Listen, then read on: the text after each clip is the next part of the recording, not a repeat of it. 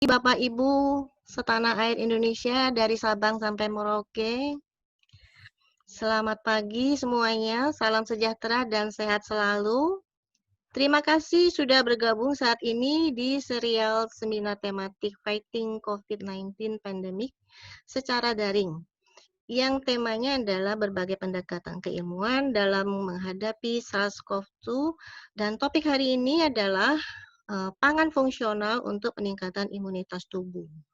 Perkenalkan, saya Poppy Hartati Harjo, dosen Fakultas Teknobiologi, akan memandu acara webinar ini.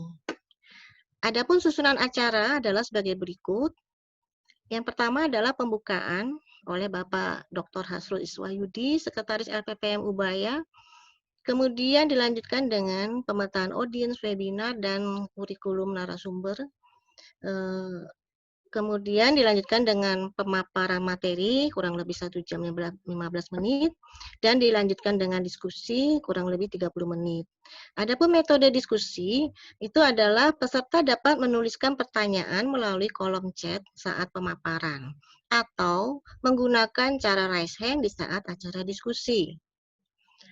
Kemudian kita lanjutkan setelah itu dengan foto bersama dan dilanjutkan dengan terakhir adalah penutupan.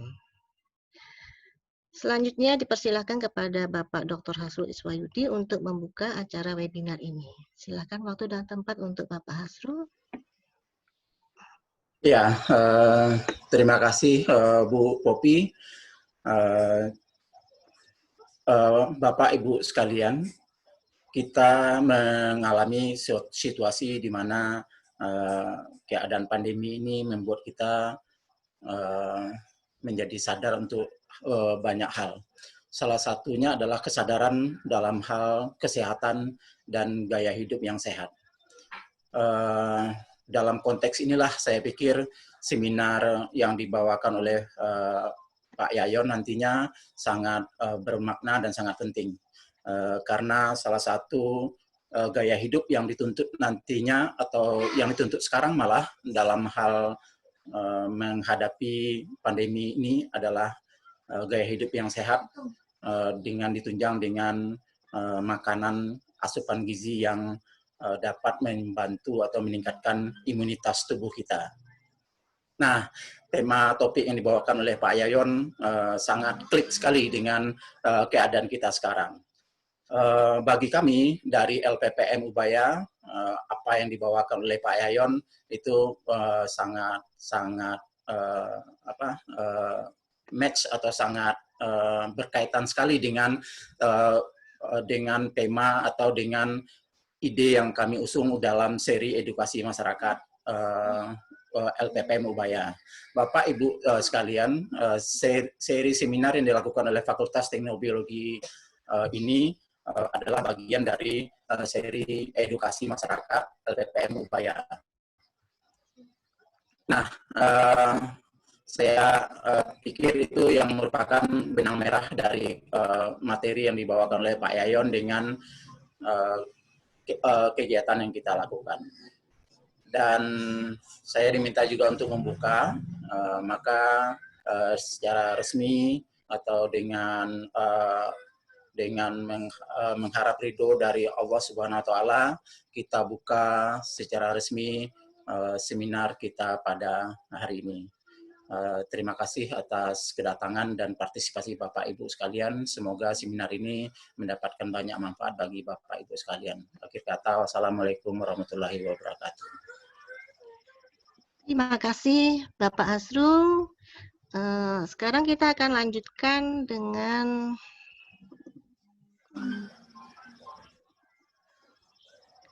pemetaan dari peserta, ya.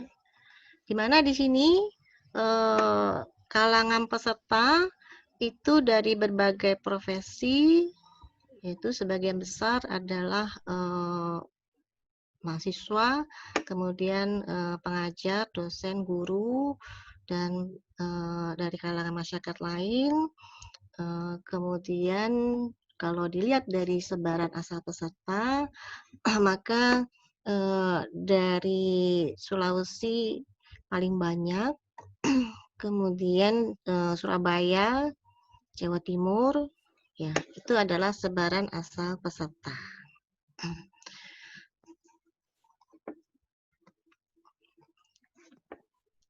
Kemudian kita akan beralih ke narasumber yang akan sharing pagi ini dengan topik pangan fungsional untuk peningkatan imunitas tubuh. Narasumbernya adalah Bapak Yayon Pamulamukti, Sarjana Teknologi Pertanian, Master of Engineering.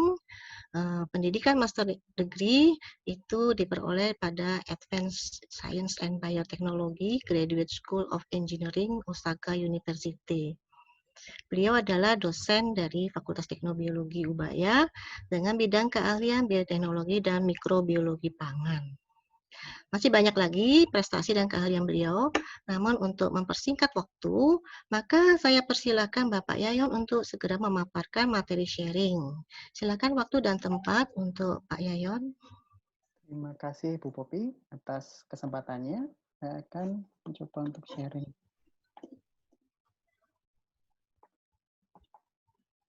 Apakah sudah masuk Bapak Ibu? Gambarnya?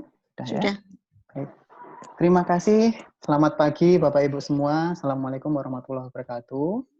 Terima kasih sudah hadir pada kegiatan hari ini. Saya melihat banyak sekali nama-nama yang sudah tidak asing dan beberapa dari teman-teman seangkatan saya juga ada. Baik, untuk materi hari ini saya harapkan konsepnya lebih ke arah sharing ya Bapak Ibu. Jadi nanti kalau ada masukan atau nanti ada pertanyaan, nanti silahkan bisa disampaikan sesuai dengan yang telah disampaikan oleh Bu Popi tadi. Baik, tanpa berpanjang lebar lagi, saya akan memulai dari materi hari ini, yaitu pangan fungsional yang berfungsi untuk meningkatkan sistem imun tubuh. Sorry.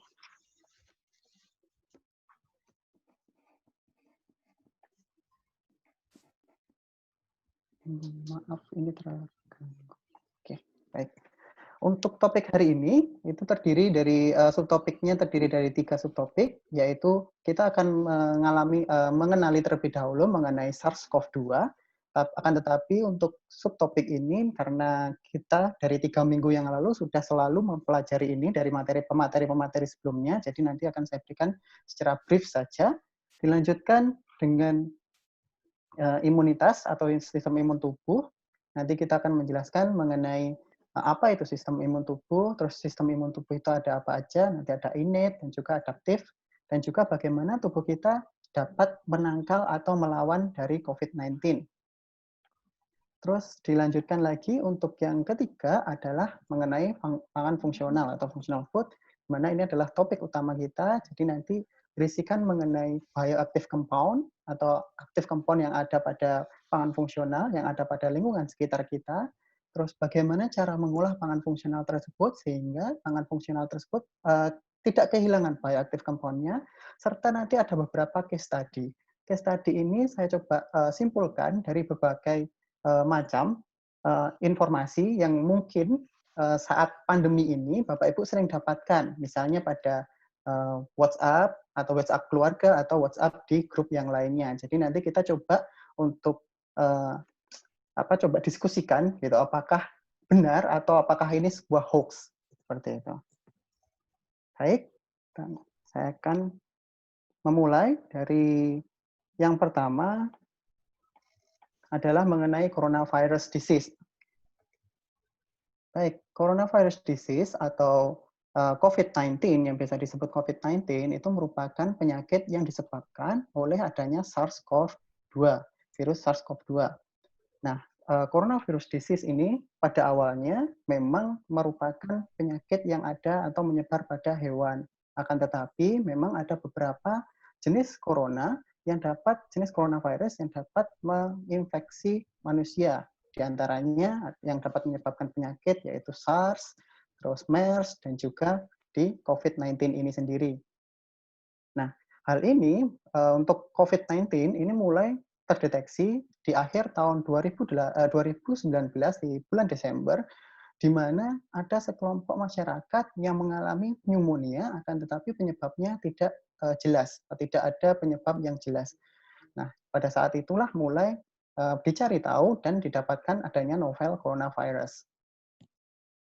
Pada bulan Maret, ini saya dapatkan data pada bulan Maret, jadi ada paper pada bulan Maret yang menyebutkan, jadi dari 30 sequence genome yang sudah dikumpulkan ke SID8, itu menyebutkan bahwa paling tidak itu ada 3 strain yang sudah didapatkan dari mutasi dari SARS-CoV-2 ini. Nah, diantaranya ada strain A, B, dan C. Strain A ini merupakan strain yang pada awal itu merupakan dikonsider sebagai penyebab dari outbreak COVID-19 ini. Strain A sendiri banyak ditemukan di dataran China dan juga sekitaran semenanjung Korea. Sedangkan strain B ini merupakan mutasi dari strain A pada 2 asam amino, di mana banyak strain B ini banyak ditemukan di semenanjung Korea juga, di Jepang, dan juga di beberapa Asia. Sedangkan strain C ini merupakan mutasi dari strain B yang di mana banyak ditemukan di belahan bumi Eropa.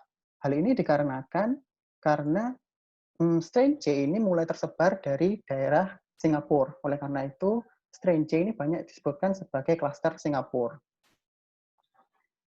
Beberapa simptom atau tanda-tanda yang umum pada penyakit COVID-19 itu diantaranya adalah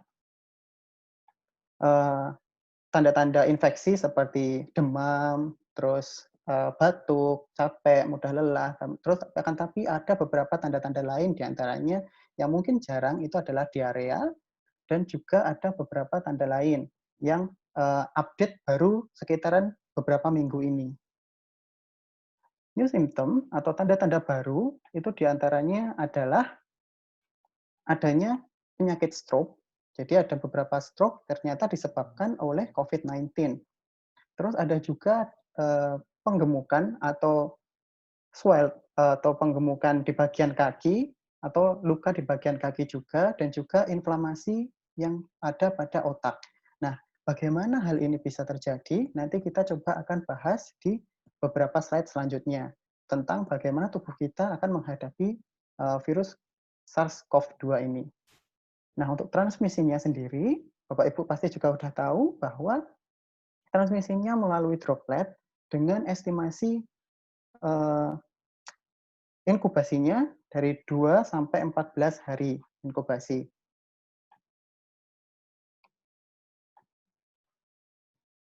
Dilihat dari distribusinya, ini pada bulan Maret kita bisa lihat bahwa SARS-CoV-2 atau COVID-19 ini dimulai di area China, di China mainland, dan mulai menyebar di berbagai negara di dunia. Nah, pada bulan Maret sendiri, kita bisa melihat bahwa Indonesia masih belum memberikan update mengenai infeksi yang disebabkan oleh COVID-19 ini. Nah, jika kita lihat perkembangannya, pada bulan Mei, kita sudah bisa melihat bahwa di China jumlahnya sudah tidak sebanyak di bulan Maret. Dari jumlah sudah mengecil, sedangkan dari negara-negara lain, baik di Indonesia maupun di Eropa, serta di Amerika, ini masih cukup mendominasi. Di sini saya sajikan beberapa timeline tentang penyebaran COVID-19. Yang paling utama adalah di tanggal 31 Desember 2019 ini mulai ada laporan ke WHO tentang beberapa penyakit atau pasien yang mengalami penyakit pneumonia, akan tapi tidak jelas dari asal-usulnya seperti apa. Hal ini diketahui berada di Wuhan. Selanjutnya, di Januari tanggal 7, 2020, mulailah WHO secara ofisial mengumumkan bahwa SARS-CoV-2 itu merupakan penyebab dari penyakit pneumonia sebelumnya, dan penyakitnya itu disebut sebagai COVID-19. Dilanjutkan lagi di bulan Maret tanggal 11, 2020, itu WHO mendeklar bahwa COVID-19 ini merupakan pandemik. Hingga sampai saat ini masih belum ada kejelasan sampai kapan kemungkinan pandemik ini akan berakhir.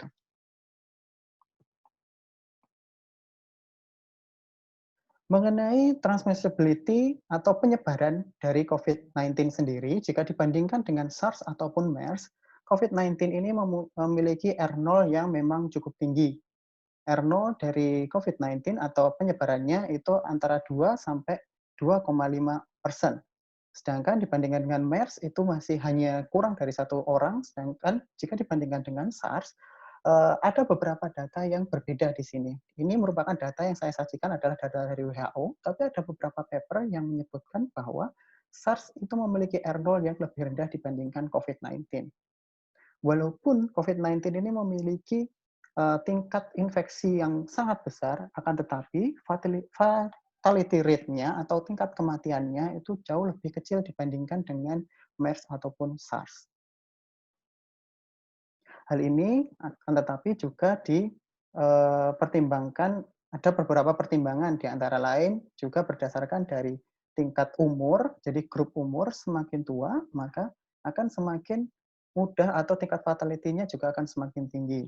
Selain itu juga dipengaruhi oleh beberapa faktor, di antara penyakit bawaan. Misalnya yang memiliki cardiovascular disease atau penyakit jantung, itu relatively memiliki resiko yang lebih tinggi. Diabetes, juga beberapa penyakit-penyakit bawaan yang lainnya. Nah, sampai saat ini data saya ambil 2 minggu yang lalu itu menunjukkan bahwa total case itu masih mengalami kenaikan sampai hari ini. Data saya ambil dari Worldometer di 2 minggu yang lalu, di mana case-nya itu masih mengalami kenaikan dan belum ada tanda-tanda untuk penurunan. Ini untuk secara total. Akan tapi mungkin dari beberapa negara, jika kita lihat hanya dari beberapa negara, itu sudah menunjukkan beberapa negara tertentu sudah mengalami penurunan. Walaupun kita juga dengar, misalnya kayak seperti kemarin, Korea sudah memulai new normal akan tetapi ternyata terjadi secondary infection, sehingga mereka perlu untuk mempertimbangkan hal kedepannya seperti apa. Apakah lanjut melakukan new normal, apakah ada peraturan lainnya. Sedangkan untuk distribusi case-nya, itu masih tinggi, paling tertinggi masih di US, United States, dengan 31%. Dibandingkan dengan negara-negara lain, itu US ini masih cukup tinggi, karena memang US jumlah penduduknya memang paling besar, dan selain itu juga relatively terlambat jika dibandingkan dengan negara-negara yang lain. Untuk penyebarannya, coronavirus, tadi pada awal saya sudah menyebutkan bahwa coronavirus sendiri sebenarnya adalah di intraspecies transmission.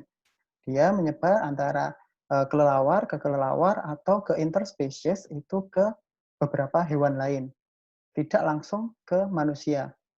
Nah, ke manusia itu mengalami beberapa mutasi, di antaranya misalnya kayak SARS, itu di KIVET, atau untuk yang di MERS itu mengalami mutasi pada unta, sedangkan untuk COVID-19 ini atau SARS-CoV-2 ini masih belum diketahui secara detail apakah benar itu berupa terenggiling ataukah hewan lain yang dapat menyebabkan penularan ini. Sedangkan kita sekarang sudah mendapatkan beberapa paper yang terbaru yang menyebutkan bahwa hewan pun juga bisa menjadi salah satu penular. Tetapi memang perlu ditindaklanjuti lagi apakah hewan-hewan tertentu atau jenis hewan apa yang bisa menyebabkan penularan terhadap manusia. Di sini merupakan protein atau struktur protein yang ada pada SARS-CoV-2. Struktur protein SARS-CoV-2 ini sebenarnya mirip dengan protein pada SARS-CoV-1. Hanya ada beberapa perbedaan saja. Untuk proteinnya sendiri, yang pertama adalah nucleocapsid protein atau N-protein. Ini merupakan protein yang menempel pada RNA, di mana fungsinya adalah untuk proses replikasi. Dia berperan dalam proses replikasi dan respon host terhadap infeksi. Sedangkan membran glycoprotein atau M-protein, dia merupakan protein yang menyebar pada seluruh bilayer yang merupakan kunci, dia sebagai kunci dalam pembentukan virion.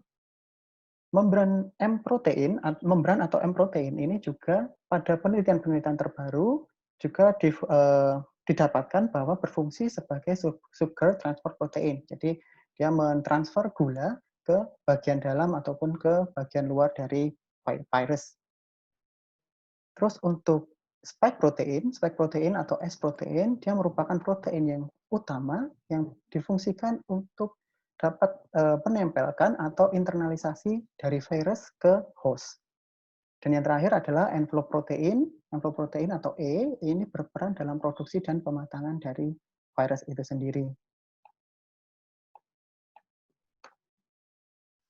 Nah, di sini saya menyajikan sedikit dari bagaimana metode SARS-CoV-2 itu dapat menginfeksi host. Di sini SARS-CoV-2 ditularkan melalui droplet dan akan menempel pada ACE2 reseptor. Nah, ACE2 reseptor ini merupakan reseptor atau protein yang berada pada banyak menyebar kepada seluruh tubuh, seluruh organ di tubuh, terutama kebanyakan berada di saluran pernafasan serta di saluran pencernaan. Akan tetapi juga ACE2 ini ternyata juga ditemukan di bagian hati.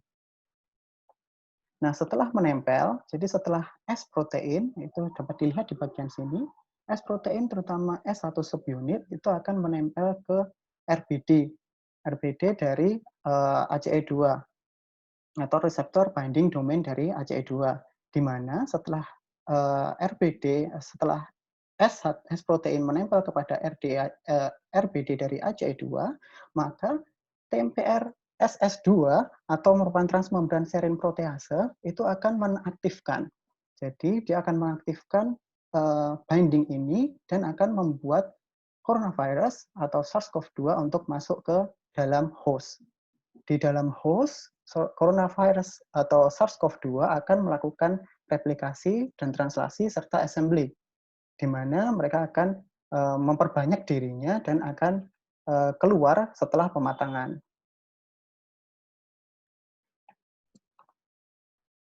Nah, mengenai ACE2 reseptor, ACE2 reseptor merupakan dia tergabung dalam renin-angiotensin system atau RAS, di mana renin-angiotensin system ini memiliki peran yang penting sebagai faktor yang dapat meregulasi tekanan darah. Jadi tekanan darah kita apakah tinggi ataupun rendah itu dipengaruhi oleh ACE dan ACE2 di sini. Nah, nanti angiotensin, saya langsungkan di sini, angiotensin 2 itu akan diubah menjadi AT1, angiotensin 1, dan AT2 reseptor, di mana AT1 ini lebih ke arah ke inflamasi atau lebih ke arah kontraksi, ke fibrosis, dan sedangkan untuk AT2 reseptor ini lebih ke arah ke penurunan tekanan darah. Jadi lebih ke antiinflamasi, terus antifibrosis, dan lain sebagainya. Nah, ACE2 di sini berfungsi untuk memecah atau dapat mendigest angiotensin 2 menjadi angiotensin 1 sampai 7, di mana angiotensin 1 sampai 7 itu akan diubah menjadi MAS reseptor dan akan memiliki sifat yang sama dengan angiotensin 2 reseptor. Itu adalah fungsi dari ACE2 reseptor, ACE2 protein sebenarnya. Nah, di sini, pada gambar ini, saya akan menunjukkan bahwa ini hubungannya adalah dengan smoking. Orang yang merokok itu memiliki potensi ACE2, ekspresi ACE2 yang lebih besar dibandingkan dengan orang yang tidak merokok. Pada gambar 1, pada gambar yang pertama, gambar kedua, ini merupakan gambar dari sel yang diberi marker, di mana marker tersebut ini merupakan ACE2. Nah, di sini adalah gambar dari sel yang orang yang perokok aktif, ini merupakan perokok aktif, dan ini merupakan former atau mantan perokok. Sedangkan di bagian nomor 3 ini merupakan wild type yang mereka tidak merokok. Di bagian wild type ini kita bisa melihat bahwa ACE2 memang tetap ekspresikan, akan tetapi memang jumlahnya tidak sebanyak pada perokok aktif dan juga mantan perokok. Di sini dapat kita pada paper ini juga bisa dibandingkan antara mantan perokok dan perokok yang sekarang serta tidak pernah merokok, itu terjadi perbedaan dari ekspresi ACE2. Nah, pada gambar ini kita bisa membuktikan bahwa ACE2 karena ACE2 ini merupakan the only reseptor, jadi reseptor satu-satunya terhadap SARS-CoV-2, maka sangat penting untuk kita dapat menjaga tubuh kita, terutama untuk kita untuk tidak merokok, atau paling tidak pada masa ini untuk mengurangi rokok. Karena dimungkinkan memang paper ini masih belum menjelaskan ke depannya, akan tetapi paper ini memberikan sebuah suggestion bahwa dimungkinkan karena rokok ini dapat meningkatkan ekspresi dari ACE2, maka kemungkinan besar dimungkinkan virus corona atau SARS-CoV-2 ini akan mudah untuk menginfeksi terutama perokok yang aktif. Di sini merupakan gambaran dari mikroskop elektron yang telah di staining dan juga ini sebelum di staining. Nah, di bagian sini kita bisa melihat proses replikasi. Jadi tadi di bagian sini kita sudah menjelaskan berada di host cell, dan sini adalah bentuk aslinya. Jadi di saat SARS-CoV-2 itu melakukan replikasi di dalam host, itu bentuknya adalah seperti ini gambarnya. Baik, itu tadi merupakan sedikit dari penjelasan awal mengenai SARS-CoV-2 atau COVID-19. Selanjutnya, kita akan masuk ke subbab yang kedua, yaitu imun system. Nah, pada dasarnya immunity itu dibagi menjadi dua, yaitu innate immunity dan juga adaptive immunity. Innate itu yang namanya in dan need, dibagi menjadi in dan need. In itu di dalam, need itu adalah dilahirkan. Berarti innate immunity itu merupakan immunity yang kita dapatkan di saat kita dilahirkan. Yang kedua adalah adaptive immunity. Adaptive immunity adalah immunity yang dibentuk atau kekebalan tubuh yang dibentuk saat kita tumbuh atau dewasa. Nah, untuk adaptive immunity sendiri itu dibagi menjadi dua, yaitu active immunity dan juga passive immunity. Untuk active immunity dan juga passive immunity itu dibagi menjadi dua lagi, yaitu artificial dan juga natural immunity. Untuk active immunity itu merupakan karena dia di-develop dari ini ya, saat kita dewasa ya, kita mulai tumbuh, maka kita bisa mendapatkan active immunity ini dari, pertama adalah dari infeksi, ini masuknya nanti akan di natural, dan yang kedua adalah dari vaksinasi. Jadi kita mendapatkan imunitas dari secara artificial. Terus yang kedua adalah passive immunity, di mana kita mendapatkan imunitas itu dari orang lain ataupun dari zat yang lain yang dimasukkan ke tubuh kita. Contohnya adalah misalnya natural itu adalah antibody yang kita dapatkan dari orang tua kita, terutama dari ibu. Dan yang terakhir adalah artificial, itu biasanya antibody didapatkan dari imun serum medicine. Nah, ini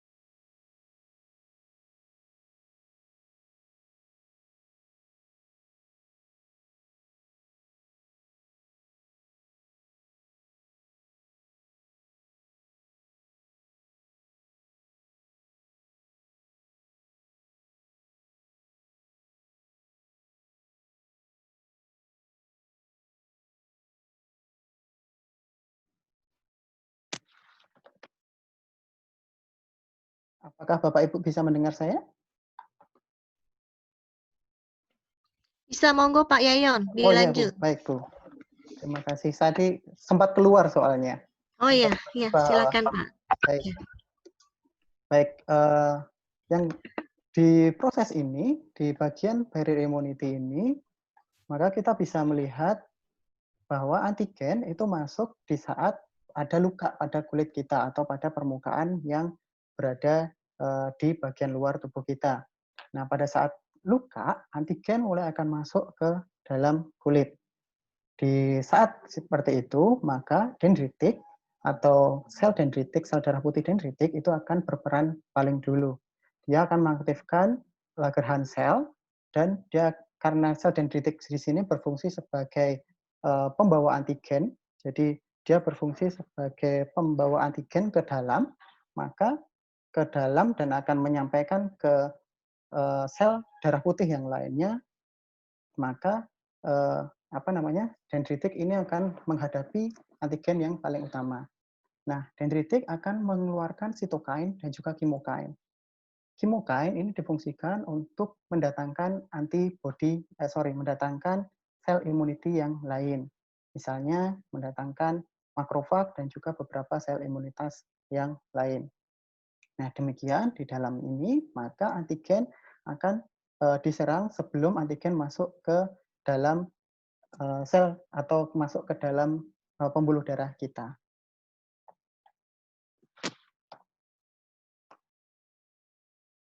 Nah, ini merupakan tipe-tipe dari innate immunity. Jika memang tadi pada akhirnya patogen atau antigen itu masuk ke dalam tubuh melalui luka ataupun dari infeksi yang lain, maka innate immunity ini akan aktif. Innate immunity dia bersifat tidak spesifik. Jadi innate immunity ini bersifat broad, jadi bisa menghajar seluruh atau sebagian besar dari antigen dan juga patogen. Beberapa sel dari innate immunity itu diantaranya adalah neutrofil, basofil, dendritik, dan lain sebagainya. Ada dua tipe. Yang pertama adalah tipe sel innate immunity, dan yang kedua adalah tipe complement system. Nah, complement system ini merupakan protein yang disintesis untuk membantu meningkatkan sistem imun.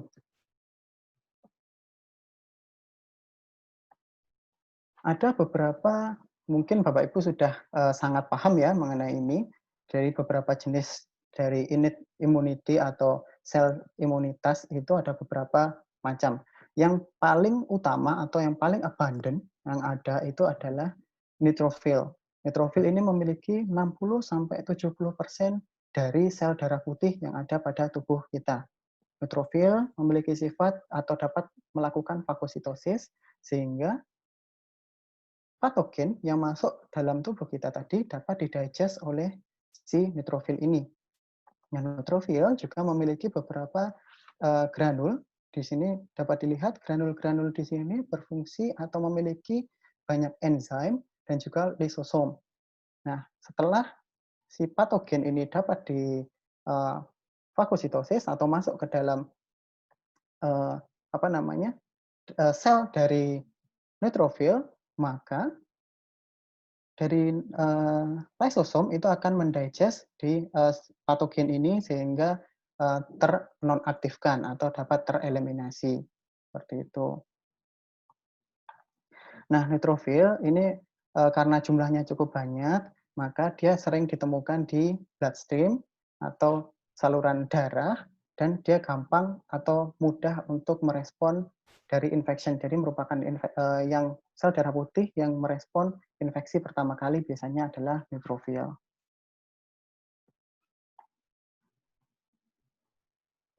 Selanjutnya adalah makrofag.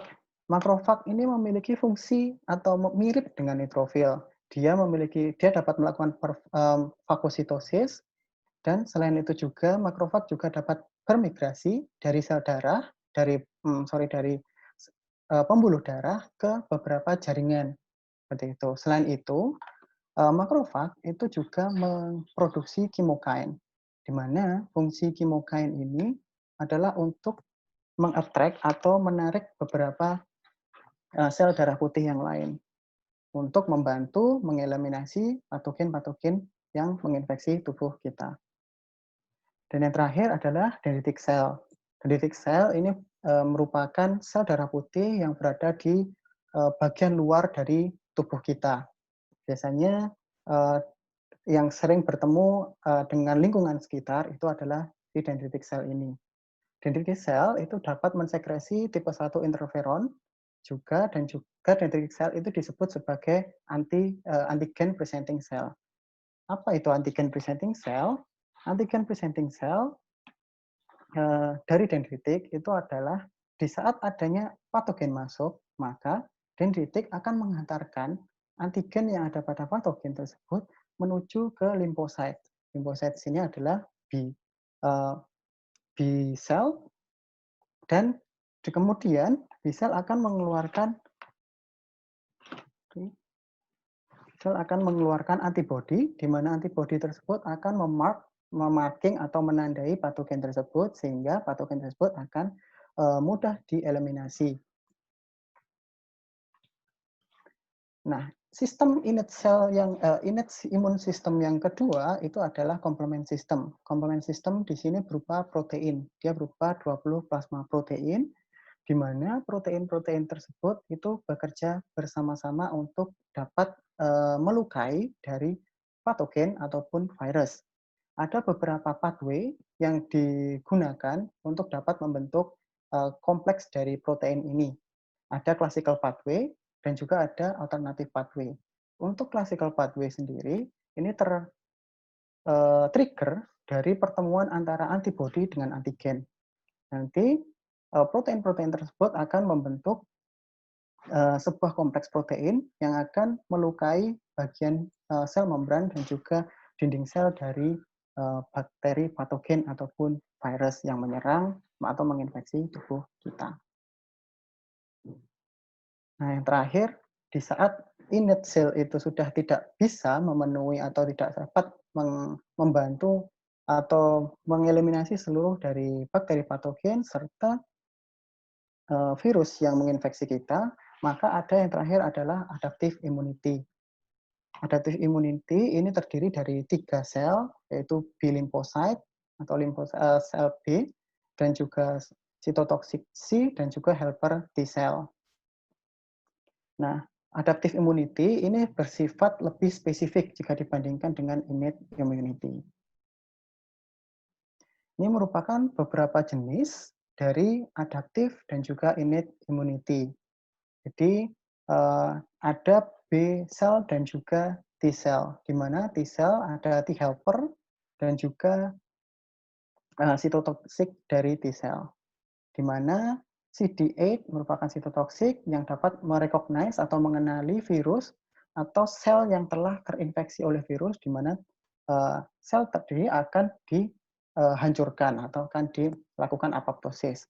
Dan yang B cell ini berfungsi sebagai pemproduksi antibodi spesifik, di mana CD4 atau helper T cell ini berfungsi memberikan bantuan kepada B cell dan juga CD8 T cell, di mana dia mematangkan dari CD8 atau mematangkan dari B cell. Selain itu juga dia memberikan fungsi sebagai sitokain. Dia menghasilkan sitokain yang memiliki banyak fungsi. Nah, setelah tadi kita bisa mengetahui apa itu antibodi, bagaimana tubuh kita terserang oleh SARS-CoV-2, maka selanjutnya kita akan coba untuk mendeteksi bagaimana sih efek dari tubuh kita atau imun tubuh kita jika terserang oleh SARS-CoV-2 atau COVID-19. Di sini kita bisa melihat gambar di mana alveolus kita, sel alveolus itu dalam keadaan yang sehat. Jadi di sini alveolus dalam keadaan sehat tanpa ada infeksi. Ini dapat kita lihat bahwa ada gas exchange berjalan dengan normal. Selain itu juga ada dua tipe alveoli di sini, ada dua tipe sel alveoli. Yang pertama adalah tipe 1 alveolar, di mana tipe 1 ini bersifat tipis, dia berfungsi untuk sebagai sel yang dapat menukarkan gas antara alveolus ke sel darah merah. Sedangkan tipe 2 merupakan sel alveoli yang berfungsi untuk menghasilkan surfaktan, di mana surfaktan ini berfungsi untuk menjaga rigidity dari sel alveolus atau jaringan yang ada di alveolus ini. Di saat terinfeksi virus corona, maka mulai terlihat bahwa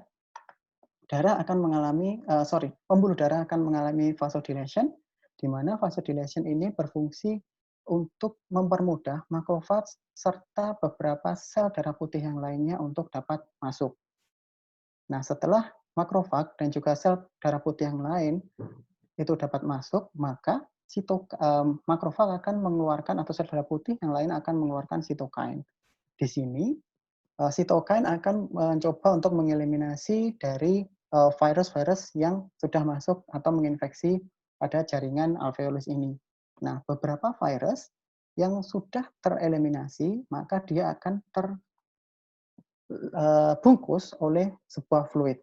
Nah, fluid ini, sebenarnya liquid ini, itu difungsikan untuk mengeluarkan, jadi membantu untuk mengeluarkan kotoran-kotoran serta sisa-sisa dari virus yang ada pada paru-paru kita. Akan tetapi, jika kondisi ini terus terjadi, kondisi infeksi ini masih belum teratasi, dan kondisi terus memburuk, maka gas exchange itu akan mulai berkurang. Jadi akan mulai ada pengurangan antara pertukaran gas dari sel darah merah ke alveolus. Dan jika memburuk, Bapak Ibu, maka pertukaran gas ini semakin tidak bisa dilakukan. Hal ini karena apa? Karena tadi ada tipe 2 alveolar cell ya. Di sini dia berfungsi untuk membuat surfaktan. Nah, surfaktan di sini rusak oleh protein rich fluid atau cairan yang kaya akan protein ini. Di mana jika surfaktan ini rusak, maka alveolus tidak dapat mempertahankan kerigidan atau struktur dari selnya, struktur dari jaringannya. Sehingga alveolus akan menjadi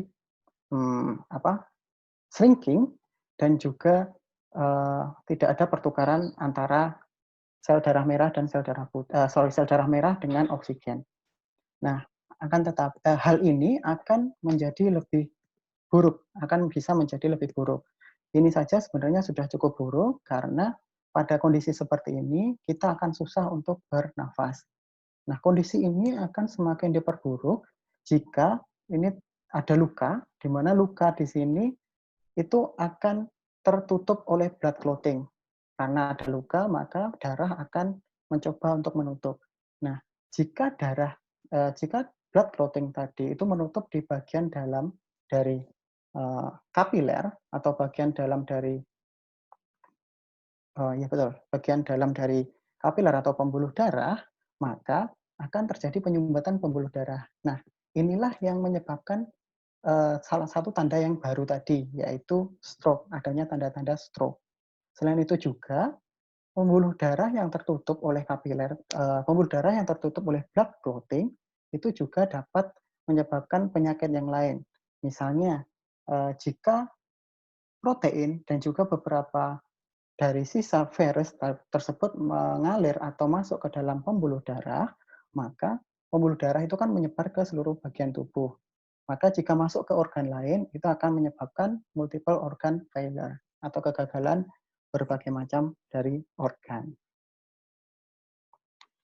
Nah, di sini kita bisa melihat kegagalan atau tingkat kematian atau fatality dari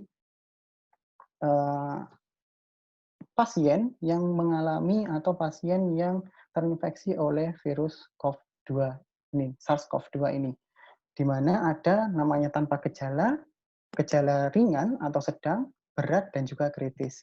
Di sini kita bisa melihat bahwa pada gejala ringan, ini akan ada banyak kesempatan untuk memulihkan diri. Jadi imunitas akan mulai terbentuk selama 2 minggu ini, imunitas akan terbentuk, sehingga potensi kematian akan semakin berkurang. Hal ini berbanding terbalik dengan kondisi yang kritis dan juga berat.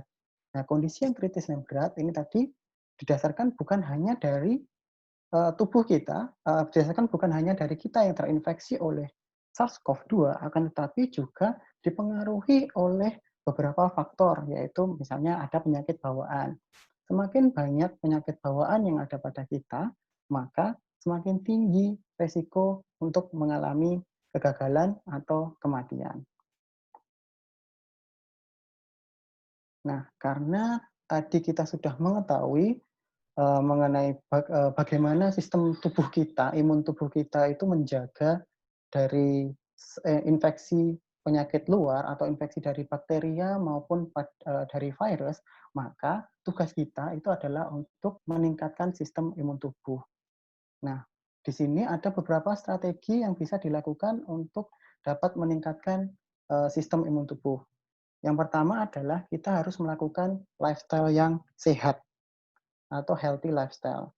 Di sini kita harus melakukan secara rutin latihan harian atau olahraga secara reguler, di mana olahraga reguler ini jauh lebih baik dibandingkan dengan olahraga yang tidak reguler akan tetapi memberikan stres yang cukup berat.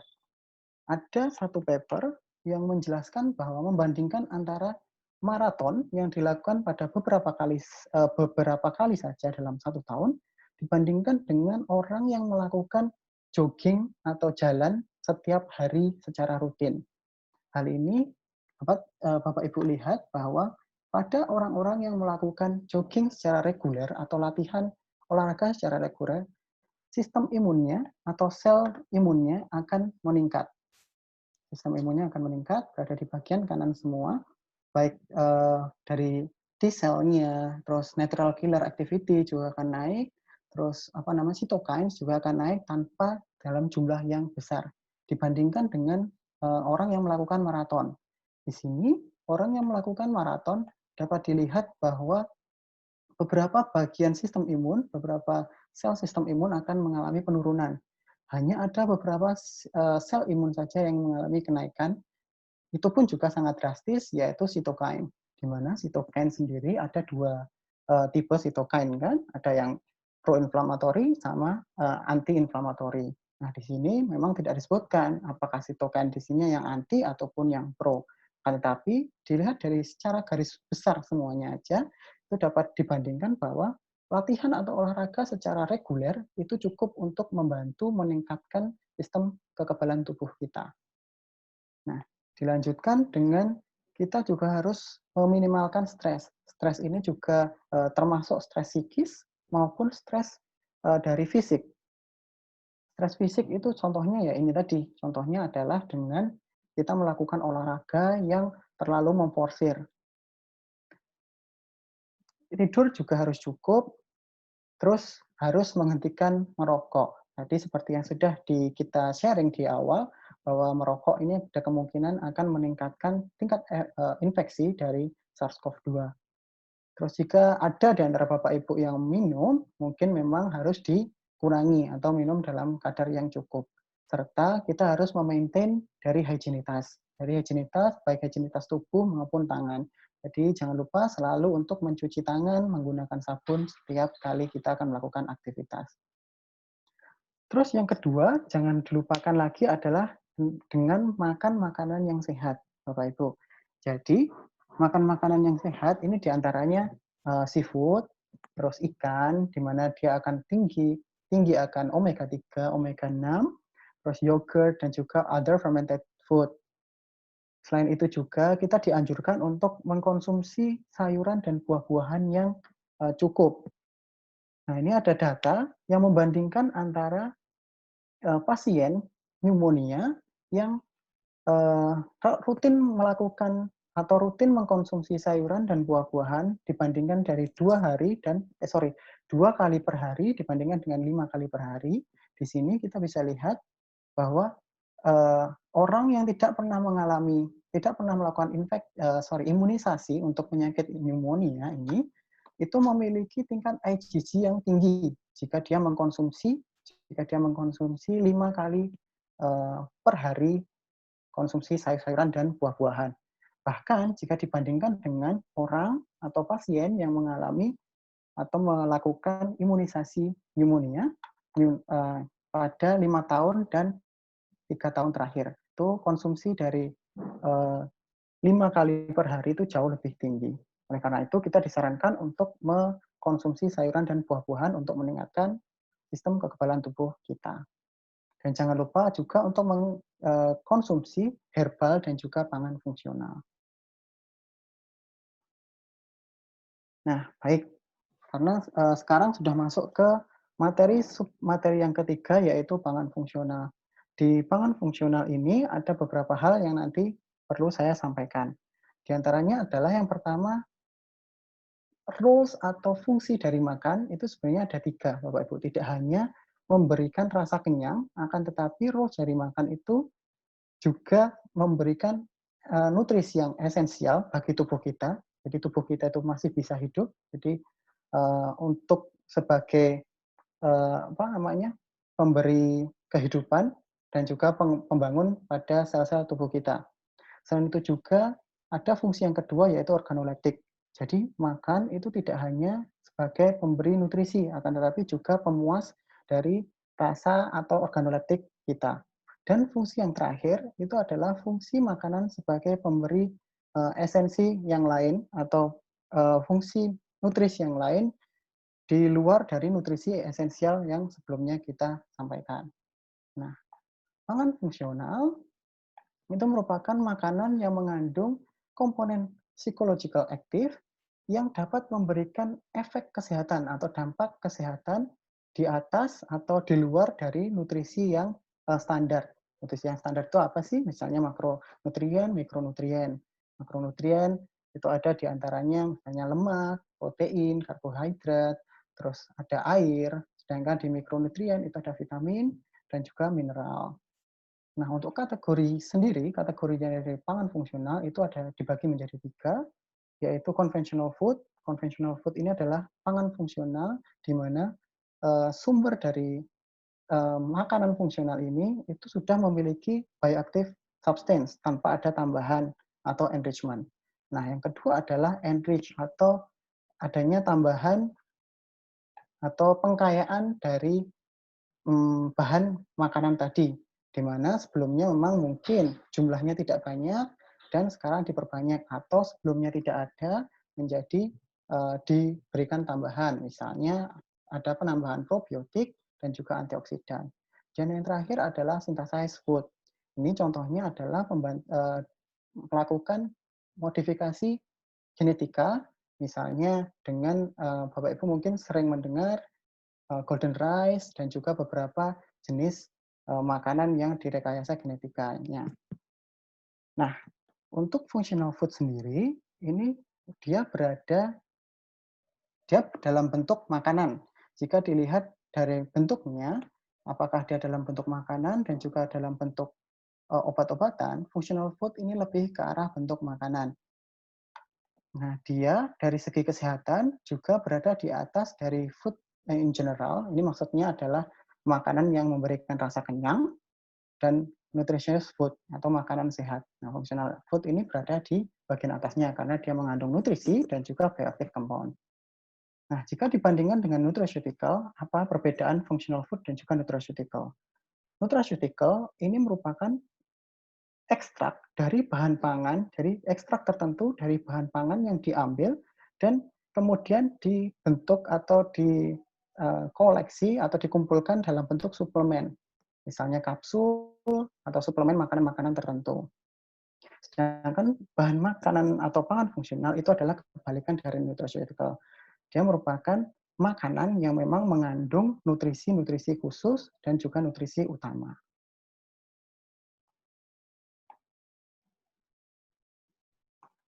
Dari nutrisinya, pangan fungsional dibagi menjadi 2, yaitu essential nutrien dan juga non-nutrien. Non-nutrien ini diantaranya adalah antioksidan, antimikrobial, anti-cancer, dan lain sebagainya. Termasuk yang akan kita bahas nanti adalah immunomodulatory. Nah, natural immunomodulatory itu dibagi menjadi 2 kelompok, di mana kelompok pertama itu adalah imunostimulan. Jadi imunostimulan ini memberikan fungsi melakukan boosting terhadap sistem kekebalan tubuh kita. Dan yang kedua adalah imunosupresan. Nah, imunosupresan ini kebalikan dari imunostimulan. Biasanya imunosupresan ini diberikan kepada sejenis kanker itu kan memanfaatkan juga imunomodulator atau sistem kekebalan tubuh pada tubuh kita. Nah, imunosupresan ini biasanya diberikan kepada orang yang memiliki kanker ataupun tumor di tubuhnya.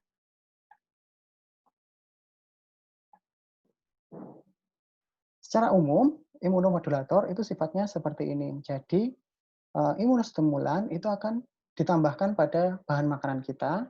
Setelah ditambahkan pada bahan makanan kita, kita mengharapkan bahwa imunostimulan tadi akan mengaktifasi dari makrofag untuk mengaktifasi fagositosis lebih baik.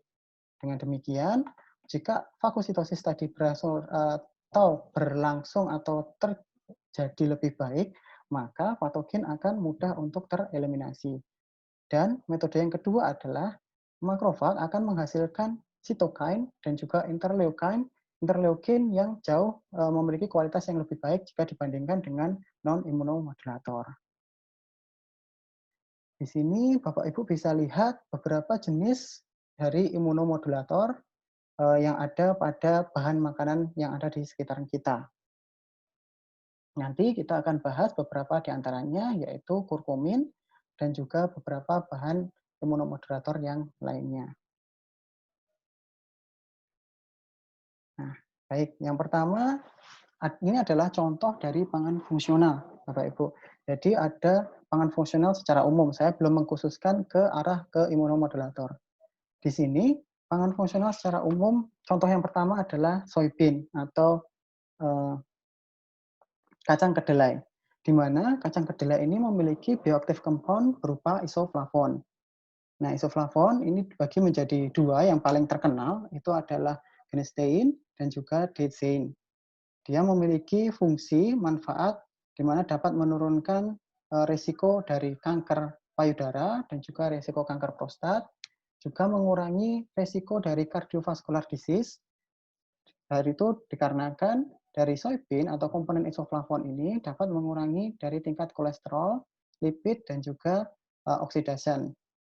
Dan juga isoflavon ini dapat meningkatkan ekspresi dari SOD. SOD di sini adalah superoxide dismutase yang dia merupakan antioksidan enzim yang berfungsi sebagai antioksidan di tubuh kita. Isoflavon juga dapat berfungsi sebagai untuk mengurangi LDL pada peredaran darah kita, juga dapat membantu meningkatkan kesehatan pada tulang kita. Nah, rekomendasi dari konsumsi soybean atau kedelai itu kurang lebih adalah 25 gram per hari soy protein atau protein kedelai. Nah, rekomendasi dalam pengolahan soybean itu diantaranya adalah dengan menggunakan fermentasi.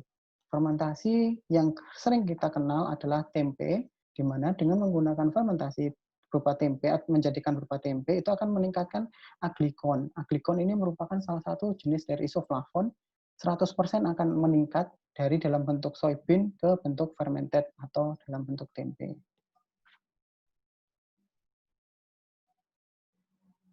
Terus kedua itu adalah berupa berry.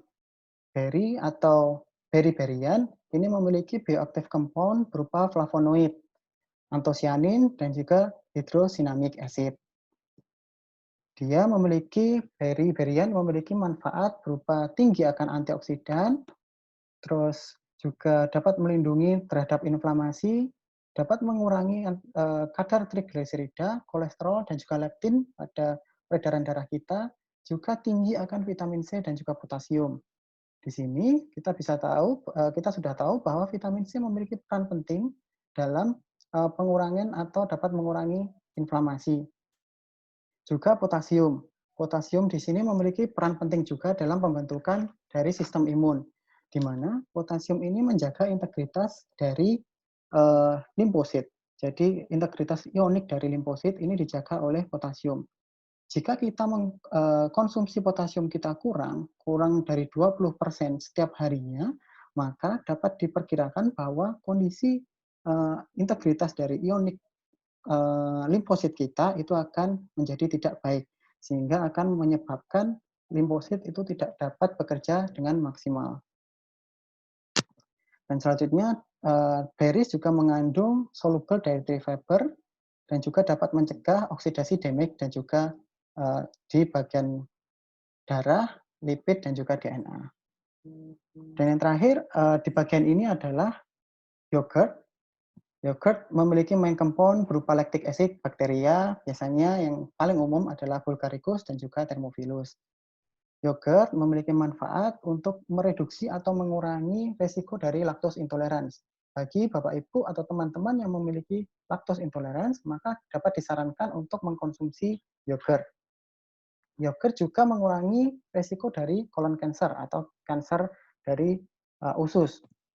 Dan juga yogurt berfungsi untuk mengurangi blood pressure atau tekanan darah dengan mengurangi aktivitas dari ACE.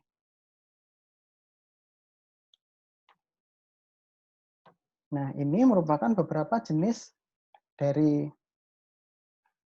pangan fungsional berupa yang dapat dihubungkan dengan dapat dihubungkan dengan immunity. Yang pertama adalah pepaya. Pepaya ini memiliki 157% rekomendasi daily allowance yang kita butuhkan. Jadi 150% dari vitamin C, RDA yang kita butuhkan tiap hari. Sehingga mengkonsumsi satu pepaya setiap hari saja sudah cukup dalam memenuhi kebutuhan atau kadar vitamin C kita.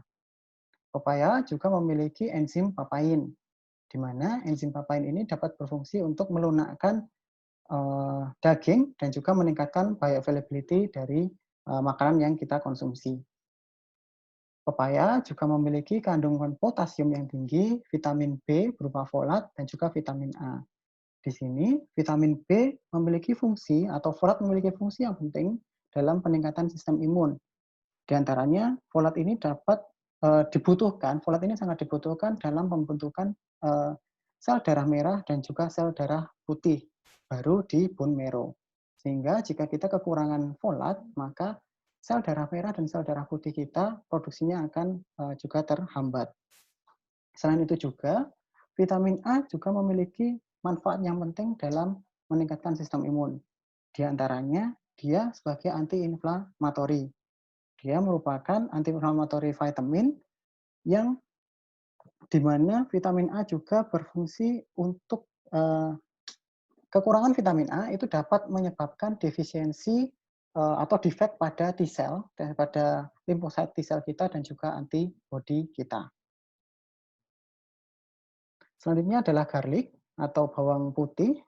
Dalam satu siung bawang putih, ini kurang lebih kita dapat mendapatkan 5 mg kalsium, 12 mg potasium, dan lebih dari 100 sulfur compound. Nah, konsumsi dari garlic ini lebih baik dikonsumsi dalam bentuk mentah ataupun dalam bentuk fermentasi atau age. Mungkin Bapak Ibu sering melihat ekstrak garlic atau ekstrak bawang putih sebagai suplemen. Hal ini didapatkan karena garlic extract ini memiliki banyak manfaat dibandingkan dengan garlic dalam bentuk raw atau tanpa fermentasi. Di mana age itu dapat meningkatkan bioavailability.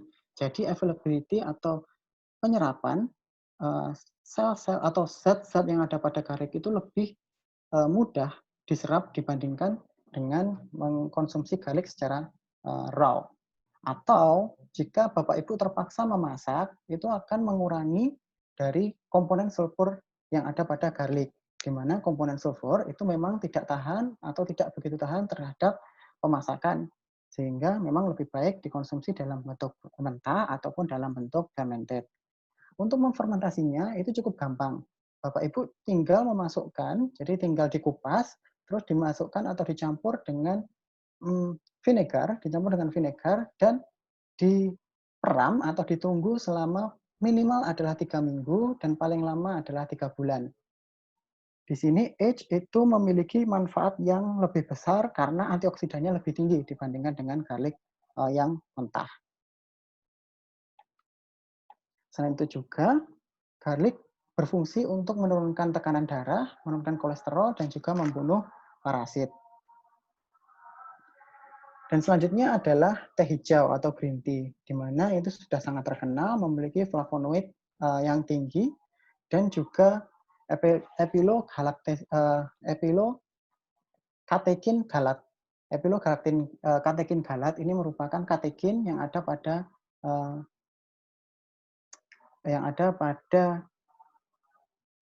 green tea, Epilocatechin galat ini memiliki manfaat yang besar, di mana dia berfungsi sebagai antiinflamasi.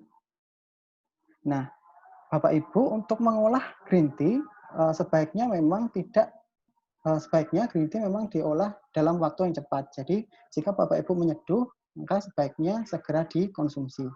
Nah, green tea ini juga lebih baik dibandingkan dengan brown tea ataupun black tea serta oolong tea karena green tea ini memiliki oksidasi yang lebih rendah dibandingkan dengan jenis-jenis teh yang lain. Green tea juga memiliki L-theanin, di mana L-theanin ini berfungsi untuk meregulasi sitokain dan juga mempromot interferon gamma. Selanjutnya adalah brokoli. Brokoli ini memiliki kadar fiber yang cukup tinggi, beta-karotin, serta vitamin A, C, dan E yang memang berfungsi sebagai antioksidan. Brokoli memang lebih baik dikonsumsi secara raw atau secara mentah karena brokoli itu memiliki oxalic acid atau asam oksalat, di mana asam oksalat ini akan jika berikatan dengan iron atau berikatan dengan komponen lain itu akan merendahkan atau mengurangi bioavailability-nya. Sehingga memang lebih baik dilakukan raw ataupun dikonsumsi dengan pemasakan yang cepat. Bisa menggunakan blanching, baik blanching steam maupun blanching dengan water blanching. Selanjutnya adalah ginger. Ginger ini memiliki komponen yaitu gingerol, di mana gingerol ini berfungsi untuk mengurangi rasa sakit dan mengurangi tingkat kolesterol. Ginger juga berfungsi untuk melawan resisten drug bakteria. Ginger memang juga terkenal untuk mengurangi inflamasi dan juga rasa mual. Ya, kita merasakan mual, maka mengkonsumsi ginger adalah salah satu pilihan yang terbaik.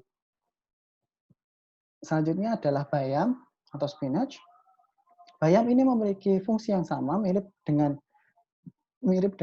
brokoli.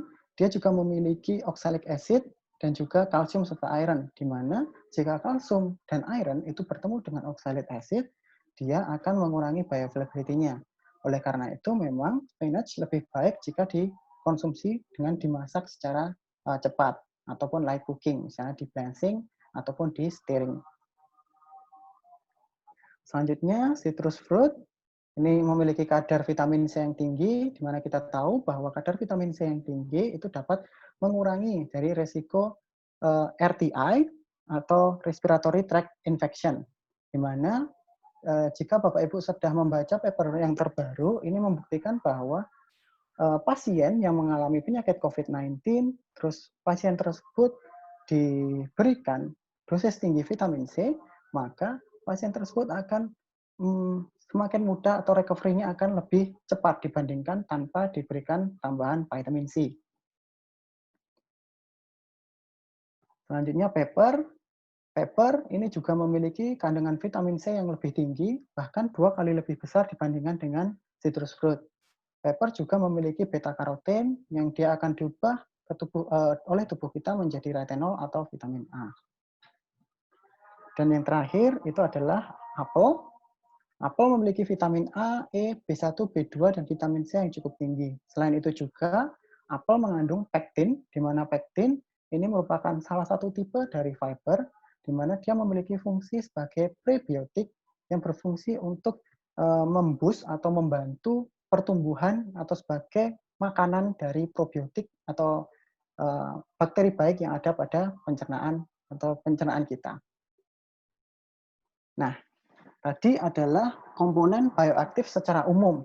Nah, sekarang saya akan coba menghubungkan antara komponen bioaktif yang sudah ada dengan COVID-19, wabah COVID-19 ini. Nah, Bapak Ibu pasti sudah sering mendengar berita-berita pada saat sebelum-sebelumnya, bulan-bulan sebelumnya, bahwa ada kelangkaan pada jahe, kunyit, empon-empon, itu mengalami harga yang naik. Hal itu kenapa? Hal itu dikarenakan kurkumin yang ada pada jahe, kurkumin yang ada pada kunyit itu dipercaya dapat mengurangi atau dapat menghilangkan resiko infeksi dari COVID-19 atau SARS-CoV-2. Nah, benar apa tidak? Nanti kita coba untuk mendiskusikannya lagi. Nah, di sini kita dapat melihat beberapa paper yang sudah menyebutkan potensi efek dari kurkumin terhadap treatment dari COVID-19. Di sini paling tidak ada 4 paper yang menyebutkan manfaat dari kurkumin membantu dari treatment COVID-19. Nah, ada satu paper yang cukup menarik, di mana paper ini sudah melakukan uji in silico, di mana uji in silico yang dilakukan oleh publisher tadi itu membuktikan bahwa kurkumin dapat membind atau dapat menyatu atau dapat binding dengan S atau spike protein yang ada pada coronavirus. Di sini berarti kita dapat berharap bahwa jika coronavirus ini dapat binding dengan atau S proteinnya dapat binding dengan kurkumin, maka coronavirus tersebut tidak akan menginfeksi tubuh kita melalui ACE2. Nah, akan tetapi bindingnya ini hanya masih kurang lebih sekitar 40%, dan juga dari pihak publisher sendiri, dari pihak penulis sendiri masih sedang melakukan proses selanjutnya, yaitu in vitro analysis atau analisa in vitro. Nah, ini mulai kita masuk ke case study. Di case study ini kita dapat melihat, mungkin Bapak Ibu pernah mendapatkan broadcast seperti ini. Di antaranya adalah jika tadi kita mendapatkan dari manfaat dari kunyit atau manfaat dari kurkumin yang ada pada kunyit, maka di sini adalah kebalikannya. Kita diminta untuk menghindari dari kurkumin atau kunyit dan juga temulawak. Nah, di sini dapat dibaca bahwa pemberi berita ini memberikan informasi bahwa kurkumin itu dapat meningkatkan ekspresi ACE2 reseptor. Nah, apakah itu benar? Kita akan coba untuk membaca paper yang ada. Nah, di sini yang akan kita tahu, yang kita cari tahu adalah konten dari jurnal tersebut, apakah benar. Dan yang kedua adalah tanggapan tentang hubungan antara kunyit temulawak dengan COVID-19. Apakah memang kita diminta untuk menghindari atau mengurangi konsumsi dari kunyit. Nah, di sini kita bisa melihat dari dua paper yang sudah kita sajikan sebelumnya, itu memang membuktikan bahwa kurkumin dapat meningkatkan dari level ACE2. ACE2 yang dimana ACE2 tadi berfungsi sebagai reseptor untuk penempelan dari S atau spike protein pada coronavirus. Nah, untuk paper yang kedua, kesimpulannya juga bahwa 2019 nCoV atau COVID-19 atau SARS-CoV-2 itu menggunakan ACE2 sebagai reseptor. Nah, di sini kita sudah tahu. Nah, dari paper 1 dan 2 ini otomatis saya tidak bisa meragukan karena mereka sudah melakukan analisa, sudah melakukan penelitian dengan data-data yang cukup kuat dan dan juga setelah melakukan publish. Nah, yang perlu kita cari tahu adalah yang kedua, apakah mungkin antara kunyit yang kita konsumsi tadi itu dapat membuat kita lebih susceptible atau lebih gampang terkena infeksi dari SARS-CoV-2. Di sini kita melihat bahwa kunyit, ternyata kandungan kurkumin pada kunyit itu hanya 3%. Nah, dengan kandungan kurkumin yang hanya 3%, apakah memang dapat meningkatkan susceptibility dari tubuh kita untuk terkena atau terserang dari SARS-CoV-2. Mari kita lihat pada paper 1 tadi, itu disimpulkan bahwa dosis tertinggi kurkumin itu adalah 150 mg per hari, 150 mg per kilogram per hari dari tikus. Kemudian kita ubah atau convert untuk ke human. Di sini kita bisa melihat bahwa konsumsi maksimal per hari untuk human adalah 24,3 mg per kilogram per hari.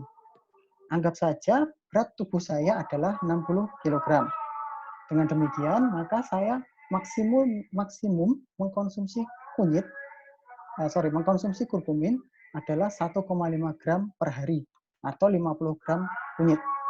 Nah, tadi pada broadcast tadi itu menyebutkan bahwa kunyit dikonsumsi dalam bentuk jamu, jadi bukan dalam bentuk ekstrak. kalau kita harus bedakan kunyit sebagai pangan fungsional ataupun kunyit sebagai nutraceutical. Jika kunyit itu sebagai pangan fungsional, maka kita tidak bisa menakar dosis yang akan kita konsumsi. Sedangkan jika sebagai nutraceutical, memang kita dapat melakukan analisa. Jika kunyit ini sebagai pangan fungsional, maka akan dikonvert menjadi jamu.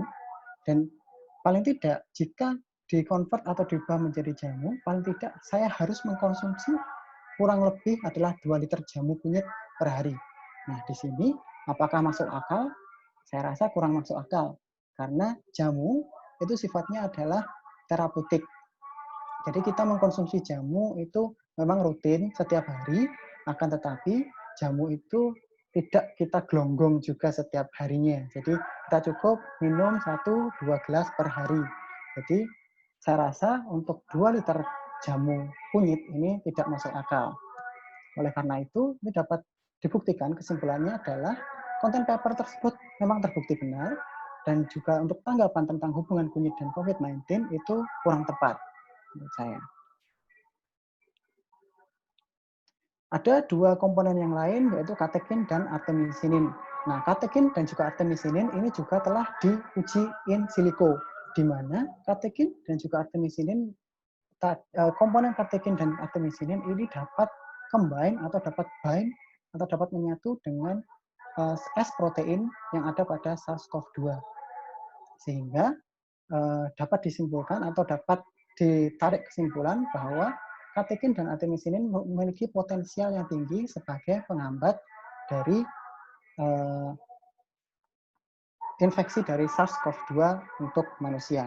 Akan tetapi, katekin dan artemisinin ini masih ke proses selanjutnya, yaitu proses in vitro. Nah, yang kedua, ini ada broadcast lagi. Yang kedua adalah mengenai metilsantin. Nah, ini mengenai metilsantin. Di sini dia menyebutkan bahwa bahan kimia metilsantin, theobromin, dan juga theopilin ini dapat merangsang senyawa yang dapat menangkal virus dan bla bla bla. Di sini dapat dibaca, dan di mana komponen-komponen tersebut itu ada pada seduhan teh panas. Berarti kita fokus pada teh di sini. Nah, di sini juga broadcast tersebut menyampaikan bahwa solusi dari mencegah atau solusi dalam mengobati virus tersebut adalah pada secangkir teh sederhana, di mana ternyata menurut broadcast tadi, di rumah sakit di China itu sudah mulai menyajikan teh panas kepada pasien 3 kali sehari. Nah, kita coba buktikan apakah itu benar atau hanya hoax.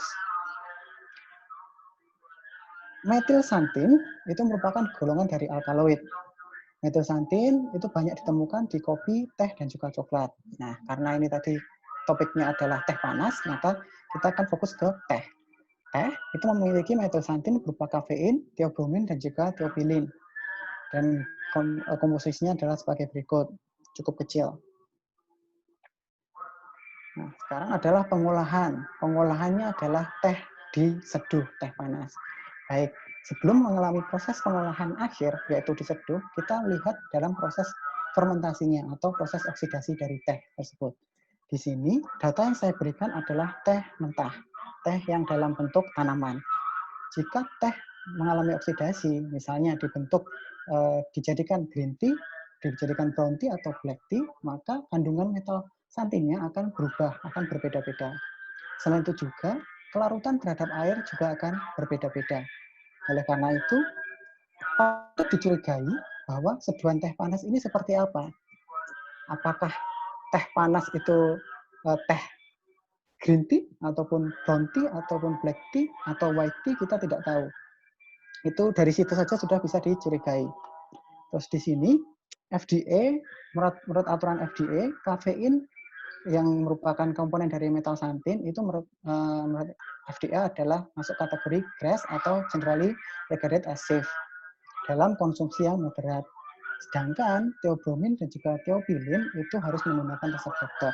Nah, dari sini saja kita sudah bisa melihat bahwa ini merupakan jamu atau merupakan pangan fungsional. Akan tetapi, jika kita melihat atau melihat komposisi dari teobromin dan tiobilin, dan dia harus menggunakan resep dokter, maka di sini maksudnya adalah sebagai obat. Oke, di sini saya coba cari paper dan belum ada jurnal yang membahas hubungan antara metalsantin dengan SARS-CoV-2. Yang ada adalah hubungan dari metalsantin dengan SARS-CoV. Ini sudah cukup lama, tahun 2005. Nah, di sini juga itu tidak menyebutkan antara hubungan metalsantin itu dapat menghambat 3CL Pro. Jadi yang dapat menghambat 3CL Pro di sini sebagai reseptor dari SARS itu adalah salah satu polifenol lain, bukan metilsantin. Sehingga di sini dapat dibuktikan bahwa metilsantin ini tidak dapat atau masih belum terbukti bahwa teh yang diseduh panas itu dapat mengurangi risiko dari COVID-19. Begitu. Terima kasih, Bapak Ibu. Terima kasih Pak Yayon atas sharing-nya. Nah, kita akan lanjutkan ke diskusi. Ya, sudah ada banyak pertanyaan yang masuk di sini.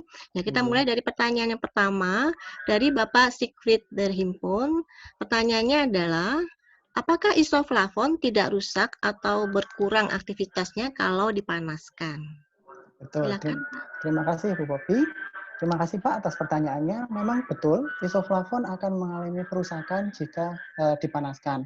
Oleh karena itu, memang kebanyakan rekomendasi untuk pemasakan isoflavon bukan menggunakan panas atau heat transfer, tapi lebih ke arah fermentasi.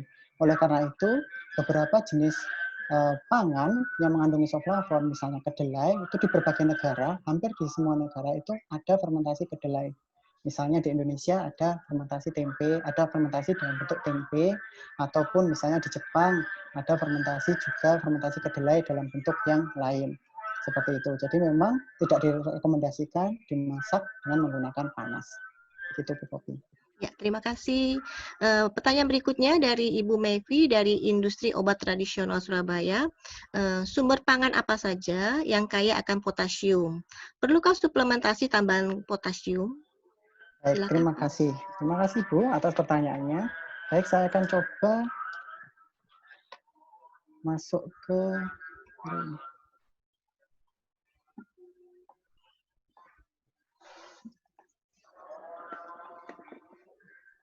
sumber potasium pada bahan makanan. Sebenarnya sangat banyak Bu sumber potasium pada bahan makanan. Cuman memang potasium juga tidak boleh terlalu banyak. Nah, salah satu contoh dari sumber potasium pada bahan makanan yang ada di sekitaran kita adalah yang memiliki potasium yang besar itu adalah bayam. Bayam ini memiliki kadar potasium yang cukup besar dibandingkan dengan bahan makanan yang lain. Kadar potasium dari bayam sendiri itu hampir sekitar 10% dari berat bayam itu. Nah, pertanyaannya itu apakah perlu tambahan atau fortifikasi kadar potasium yang ada pada bahan makanan kita? Saya rasa jika konsumsi potasium kita cukup, jadi dari bahan makanan-makanan alami ini cukup dan kita makan secara teratur, maka saya rasa tidak perlu. Kecuali memang ibu atau bapak ibu yang lain itu memang mengalami defisiensi potasium, maka bapak ibu disarankan untuk dapat memberikan tambahan potasium pada bahan makanannya. Terima kasih Bu Poppy. Ya, pertanyaan berikutnya dari Ibu Siaswati dari Unipa Surabaya. Pertanyaannya adalah, untuk memperkuat daya tahan tubuh dan terhindar dari COVID-19, makanan apa saja yang sebaiknya dikonsumsi untuk usia 73 tahun? Baik, terima kasih Bu atas pertanyaannya. Ini memang cukup tricky ya, pertanyaannya cukup baik. Di mana umur 70-an ke atas pasti daya untuk mendigest makanan itu sudah mulai berkurang, sudah sangat berkurang dibandingkan dengan kita-kita yang masih muda. Nah, sumber bahan makanan apa yang mudah untuk dikonsumsi dan dapat mengurangi resiko kontaminasi? Saya tidak bisa menyebutkan mengurangi resiko infeksi COVID-19. Saya bisa menyebutkan adalah meningkatkan sistem imun tubuh kita. Nah, itu ada beberapa Bu. Jadi Ibu bisa menggunakan atau mengkonsumsi makanan-makanan yang biasa dikonsumsi, misalnya pada Bapak Ibu atau yang sudah mengalami usia lanjut 70 ke atas dan memang sudah mengkonsumsi dalam bentuk bubur-bubur atau dalam bentuk yang halus, maka saya sarankan Bapak Ibu bisa menambahkan berbagai macam ekstrak. Misalnya, contohnya adalah penambahan kunyit atau penambahan bawang putih, di mana bawang putih dan juga kunyit ini memiliki fungsi yang sangat super dalam meningkatkan sistem kekebalan tubuh kita. Tadi sudah dijelaskan sebelumnya. Untuk kunyit sendiri, saya sarankan untuk Ibu melakukan fermentasi, jadi sehingga bioavailability dari bioavailability dari garlic itu akan lebih mudah, atau extra garlic itu lebih mudah untuk diserap atau dicerna. Terima kasih. Ya, pertanyaan berikutnya dari Bapak Primadia Anantrayata dari IKIP Budi Utomo Malang. Ada 2 pertanyaan ini, Pak. Pertama, melihat dari 3 jenis kebiasaan manusia, yaitu pertama perokok aktif, kedua mantan perokok, dan bukan perokok. Nah, jumlah ACE yang terekspresi paling rendah adalah mantan perokok. Apakah ini yang paling baik? Kemudian, atau kondisi seperti apa yang baik untuk menghindari terekspresinya reseptor dari virus SARS-CoV-2 ini? Terima kasih. Langsung dijawab dulu, Pak. Baik, terima kasih. Untuk yang mantan perokok, kita bisa melihat jadi gini. Jadi di sini kita bisa membandingkan antara yang belum pernah, sedang merokok, dan juga mantan perokok. Di sini memang kalau dari sebarannya terlihat bahwa mantan perokok itu memiliki relatif ekspresi dari ACE2 yang lebih rendah dibandingkan yang lain. Akan tetapi hal itu juga tidak membuktikan atau serta-merta bahwa mantan perokok itu baik. Ini hanya dari satu faktor saja, Pak. Ini hanya dari satu faktor, yaitu ekspresi dari ACE2, tidak termasuk faktor-faktor yang lain. Jadi ada faktor kesehatan yang lain. Misalnya, jika pasien atau orang tersebut sebagai mantan perokok ternyata mengalami tumor atau risiko pernafasan. Nah, risiko pernafasan itu jika kita misalnya kita punya asma karena merokok. Nah, setelah itu kita terinfeksi kita terinfeksi oleh SARS-CoV-2. Maka resikonya lebih tinggi. Seperti yang dijelaskan di awal tadi, bahwa jika kita memiliki penyakit bawaan, maka resiko akan tingkat survive kita itu akan semakin rendah. Itu untuk pertanyaan yang pertama. Maaf, Bu Bopi, untuk pertanyaan kedua. Ya, kondisi seperti apa yang baik untuk menghindari terekspresinya reseptor dari virus SARS-CoV-2? Sebenarnya untuk ACE2 itu sangat normal berada di tubuh kita, Pak. Jadi ACE2 memang karena ACE2 ini tuh diperlukan oleh tubuh kita untuk mengubah atau mengkonvert angiotensin 2 menjadi angiotensin 1 sampai 7, di mana hal itu difungsikan untuk sebagai anti-inflamator. Sehingga kita tidak bisa menghindari ekspresi akan ACE2. Akan tetapi kita bisa menghindari ekspresi berlebihan atau overexpression dari ACE2. Yaitu salah satunya dengan kita menjaga kesehatan, kita menjaga sering olahraga secara teratur, dan menurut paper ini kita bisa mengurangi ekspresi atau overekspresinya dengan tidak melakukan atau tidak merokok. Seperti itu. Ya, terima kasih. Berikutnya masih dari Bapak yang sama. Apakah orang yang pernah terpapar masih menyimpan memori virus tersebut dalam sel atau saluran tubuh? Dan apakah masih bisa terkena kembali atau malah memiliki imunitas untuk virus ini? Terima kasih. Terima kasih, Pak. Jadi ini pertanyaan yang memang sudah banyak ditanyakan ya. Apakah tubuh kita memiliki sistem imun kita memiliki memori T-cell? Ya, jawabannya mungkin ada beberapa paper yang menyebutkan bahwa tubuh kita memiliki memori T-cell untuk dapat mengingat dari serangan dari SARS-CoV-2 ini. Akan tetapi, kalau ditanya pertanyaan selanjutnya, apakah ada kemungkinan kita terinfeksi lagi? Jawabannya adalah iya. Karena ada beberapa faktor, Pak. Faktor yang pertama adalah adanya mutasi pada SARS-CoV-2, di mana SARS-CoV-2 ini merupakan RNA-based virus. RNA-based virus ini tuh mudah sekali mengalami mutasi, sehingga akan mudah termutasi. Yang tadi saya jelaskan di awal saja, itu dalam waktu 3 bulan pandemi, itu saja sudah ada 3 mutasi yang ada. Dan sampai sekarang ini, saya pernah ambil datanya itu sekitar 8 mutasi. Oleh karena itu, ada kemungkinan untuk terinfeksi lagi. Itu yang pertama. Terus yang kedua, jika sistem imun tubuh kita sangat lemah, maka ada kemungkinan juga untuk terinfeksi ulang. Walaupun virusnya itu tidak mengalami mutasi. Akan tetapi jika sistem imun tubuh kita itu lemah, itu akan telat dalam merespon dari infeksi secondary infection. Seperti itu. Bu Poppy? Ya, terima kasih Bapak. Kemudian dari pertanyaan dari Bapak Thomas Wahyudi, apakah functional food yang disebutkan itu aman untuk penderita lambung? Nah, baik, terima kasih. Dari beberapa functional food yang saya sebutkan sebelumnya, itu banyak diantaranya yang bukan merupakan acid base. Yang merupakan acid base atau dapat menghasilkan asam, itu hanya beberapa saja, yaitu misalnya kayak citrus. Citrus ini otomatis memang dia menghasilkan asam. Akan tetapi, kita tetap bisa mengkonsumsi dalam jumlah yang moderat. Terus yang kedua, misalnya dalam bentuk dalam yogurt. Yogurt, berries ini memang lebih relatifly ke arah asam. Akan tetapi Pak, kita juga tidak boleh mengurangi kita tidak boleh meniadakan sama sekali konsumsi probiotik. Walaupun kita memang misalnya mengalami MAH, kalau tidak terlalu akut, saya rasa masih bisa mengkonsumsi makanan-makanan ini. Akan tetapi, jika kita memiliki MAH yang akut, ada beberapa metode. Yang pertama adalah kita isi terlebih dahulu pencernaan kita. Jadi kita belikan makanan-makanan yang ringan terlebih dahulu, baru kita mengkonsumsi makanan-makanan yang acid base tadi. Sehingga HCl atau asam lambung kita itu sudah mulai sudah cukup dan dapat menerima dari makanan-makanan yang asam tadi. Seperti itu, Bu. Jadi bisa dikonsumsi. Ya, pertanyaan berikutnya dari Bapak Iwan Kustiawan, makanan yang disebutkan dari soya, berries, dan lain-lain itu bersifat anti-inflamasi. Apakah ini berarti bahwa makanan ini bukan untuk mencegah penyakit, akan tetapi untuk mengurangi efek inflamasi setelah terjadi infeksi? Baik, terima kasih atas pertanyaannya.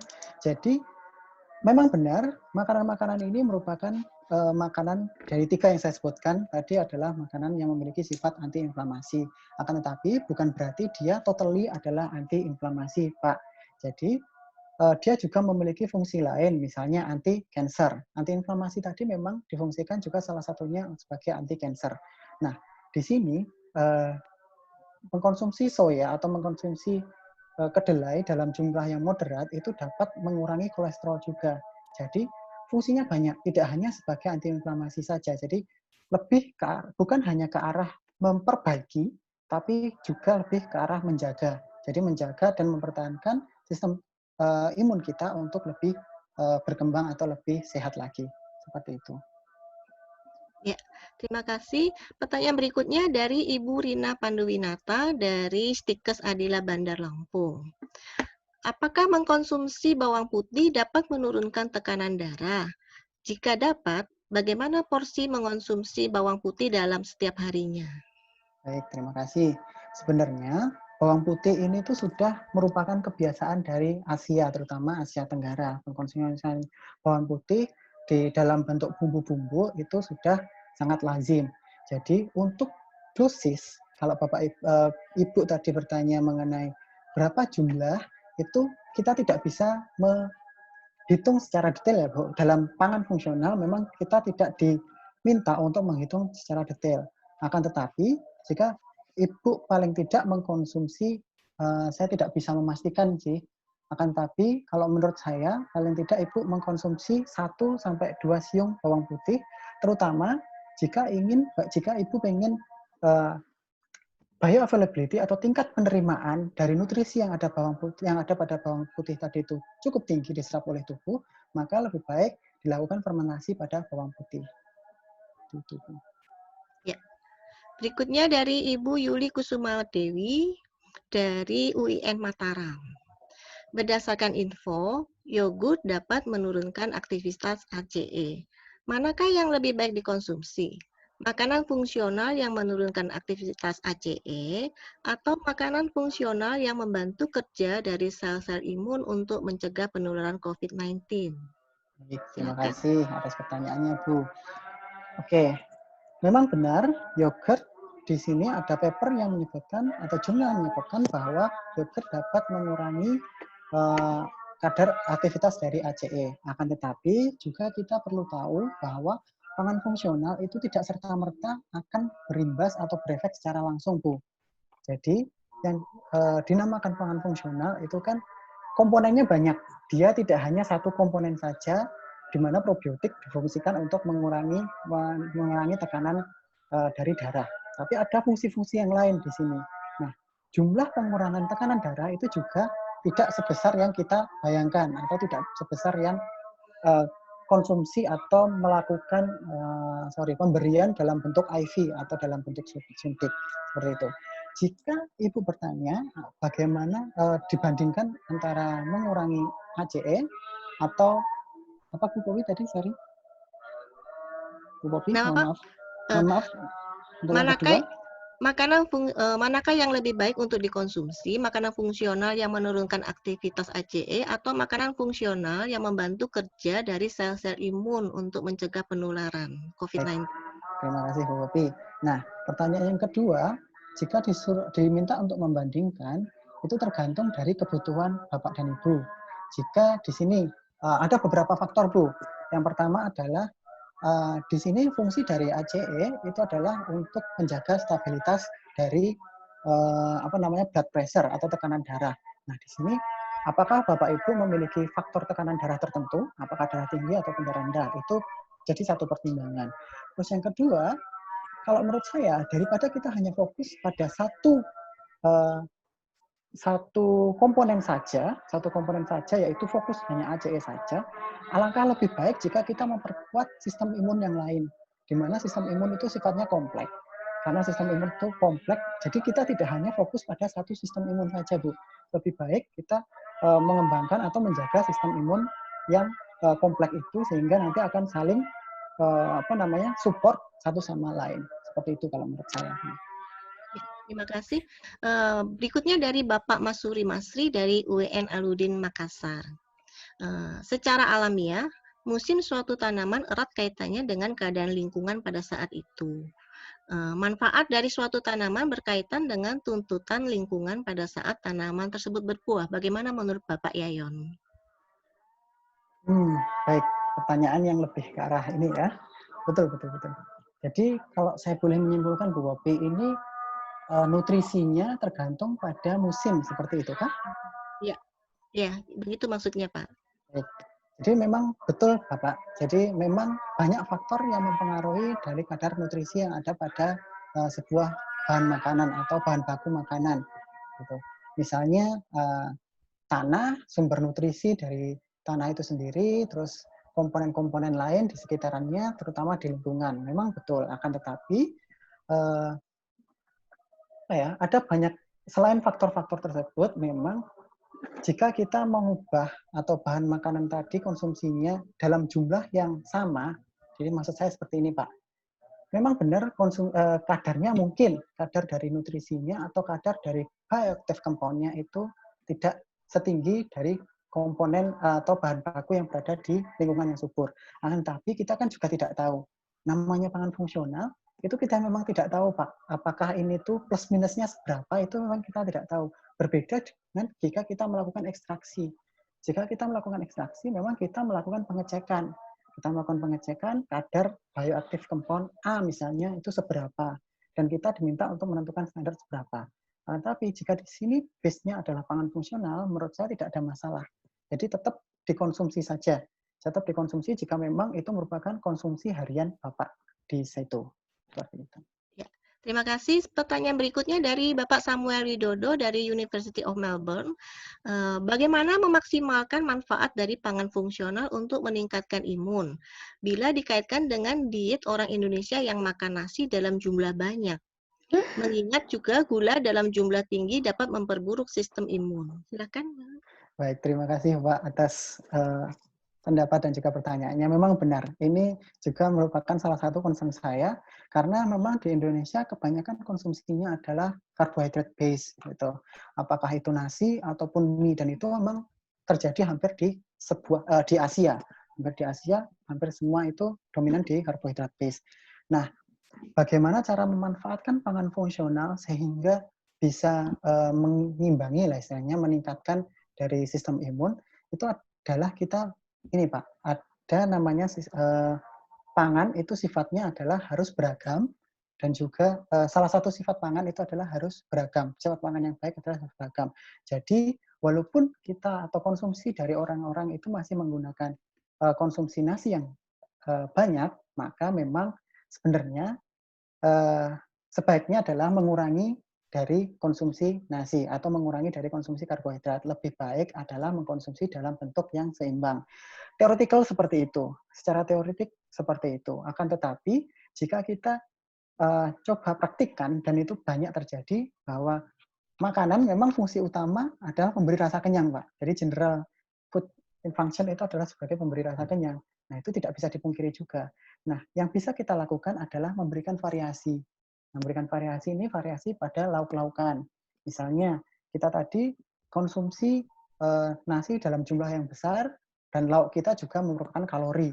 Maka kita coba untuk kurangi dari berikan variasi pada lauk-laukan kita. Misalnya, kita berikan variasi sayur, kita berikan variasi beberapa pangan fungsional yang lain, sehingga itu akan saling melengkapi satu sama lain. Walaupun memang alangkah lebih baik jika kadar nasinya itu dikurangi, seperti itu. Oke, terima kasih, Pak. Pertanyaan berikutnya dari Ibu Putri Rahayu Ratli dari Poltek Negeri Jember. Ada 2 pertanyaan. Pertanyaan pertama, faktor-faktor apa saja yang dapat merusak atau memperburuk kerusakan surfaktan pada alveolus, sehingga mengganggu pertukaran gas pernafasan? Yang kedua, pertanyaannya adalah, apakah ada pangan tertentu atau senyawa tertentu yang terkandung di dalam pangan yang mampu secara khusus menjaga kesehatan jaringan alveolus? Silakan. Terima kasih, Bu, atas pertanyaannya. Baik, jadi ada beberapa faktor yang dapat menyebabkan kerusakan pada surfaktan di jaringan alveolus. Yang pertama adalah adanya vasolidasi atau vasolidasi, di mana di sini vasolidasi ini difungsikan agar makrofag atau sel darah putih itu bisa masuk. Di sini saja sudah dapat mengalami kerusakan, di mana sel darah putih akan mengeluarkan sitokain. Nah, sitokain yang dikeluarkan oleh sel darah putih itu akan selain dia menghancurkan dari virus, dia juga menyerang pada jaringan-jaringan yang sehat. Itu yang pertama. Terus yang kedua adalah adanya protein fluid yang ada di alveolus ini. Di sini protein fluid ini bersifat, karena dia fungsinya adalah untuk mengeluarkan komponen kotor yang ada pada alveolus, dia fungsinya dia bersifat sticky. Nah, karena pada awalnya dia sudah mulai rusak, karena adanya cytokine tadi sudah mulai rusak, ditambah lagi dengan adanya slime, saya bilangnya slime saja ya untuk mempermudah, dengan adanya slime di sini itu akan memperburuk proses kerusakan dari surfaktan. Di mana kalau surfaktannya sudah mulai rusak, maka pertukaran oksigennya akan semakin rendah. Nah, kalau pertanyaan yang kedua adalah apakah ada nutrisi-nutrisi khusus, itu saya tidak bisa menjawab di situ karena itu lebih ke spesifik. Saya belum mendapatkan data yang spesifik mengenai nutrisi apa yang kiranya dapat bermanfaat atau dapat mengurangi dari jumlah dari lendir. Akan tetapi, mungkin saya bisa menjawab seperti ini, Bu. Ada paper yang menjelaskan bahwa jika pasien COVID-19 ini diberikan vitamin C dalam jumlah yang besar, dosisnya besar, itu kurang lebih adalah 1.000 sampai 2.000 mg dalam bentuk IV, itu dapat mengurangi dari risiko kerusakan dari alveoli ini. Akan tetapi kerusakan dari alveoli seperti apa dan juga apakah itu mengurangi dari slime ini, saya masih belum mencari tahu nih. Nanti saya coba untuk cari tahu lagi. Akan tapi memang dibuktikan bahwa dengan pemberian dosis tinggi vitamin C dalam bentuk IV itu dapat mengurangi risiko atau dapat mengurangi tingkat stay pasien berada di ICU dan menggunakan respirator sampai kurang lebih 30% kalau saya nggak salah, seperti itu. Ya, Terima kasih Pak Yayon. Berikutnya, ini ada banyak pertanyaan. Saya Iya, Bu, banyak sering sekali, bingung. Bu. Ya, saya usahakan lagi ini satu lagi. Dari Ibu Heni Adin, mohon penjelasan mengenai manfaat kacang kedelai dapat mengobati kanker. Tapi ternyata memiliki efek samping seperti wanita yang mengalami kanker payudara itu harus membatasi asupan kedelai. Bagaimana kira-kira penjelasannya, Pak? Baik, terima kasih, Bu. Ini Bu Heni ini teman saya ini, Bu. Oh, Baik, untuk efek dari kedelai untuk mengurangi kanker ini memang gini, Bu. Jadi memang relatively ini cukup dilema karena soybean sendiri juga memiliki kadar estrogen yang cukup tinggi. Karena isoflavon itu juga di sini isoflavon yang terkandung itu juga merupakan salah satu estrogen juga bekerja bersama dengan si isoflavon ini. Nah, caranya memang benar si soybean ini bisa mengurangi resiko dari risiko dari kanker payudara. Dan jika di wanita memang relatively akan dilema. Caranya yang paling mudah adalah bisa menggunakan fermentasi, Bu. Dengan difermentasi soy, ini baik difermentasi jadikan tempe atau fermentasi dalam bentuk yang lain, itu dapat mengurangi dapat mengurangi kadar estrogen, di mana jika estrogen berkurang misalnya pada tempe itu konten dari estrogen itu berkurang, maka resiko untuk wanita mengkonsumsi dari soybean dalam bentuk tempe ini jadi lebih berkurang. Jadi worry-nya itu lebih berkurang. Seperti itu, Bu Popi. ya, terima kasih. Berikutnya dari Ibu Ismawati, pertanyaannya lebih baik mana mengonsumsi pangan fungsional atau suplemen makanan untuk meningkatkan sistem imun? Baik, terima kasih. Ini ada dua, Bu. Jadi kita tidak bisa membandingkan secara langsung, tergantung dari kebutuhan. Kebutuhan yang pertama adalah kondisi tubuh kita. Apakah kondisi tubuh kita sedang kondisi sehat ataupun tidak sehat? Jika kita menginginkan untuk boosting atau mengimprove sistem imun tubuh kita secara cepat, maka pemberian suplemen adalah pilihan yang terbaik.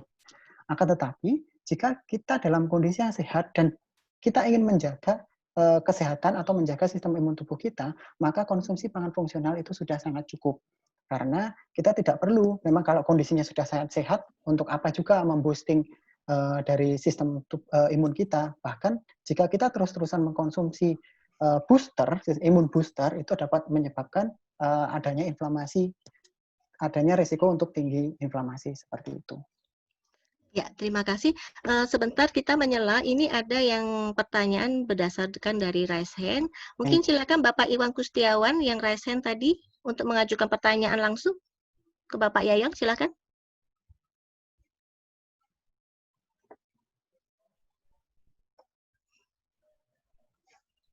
Bapak Iwan, silakan.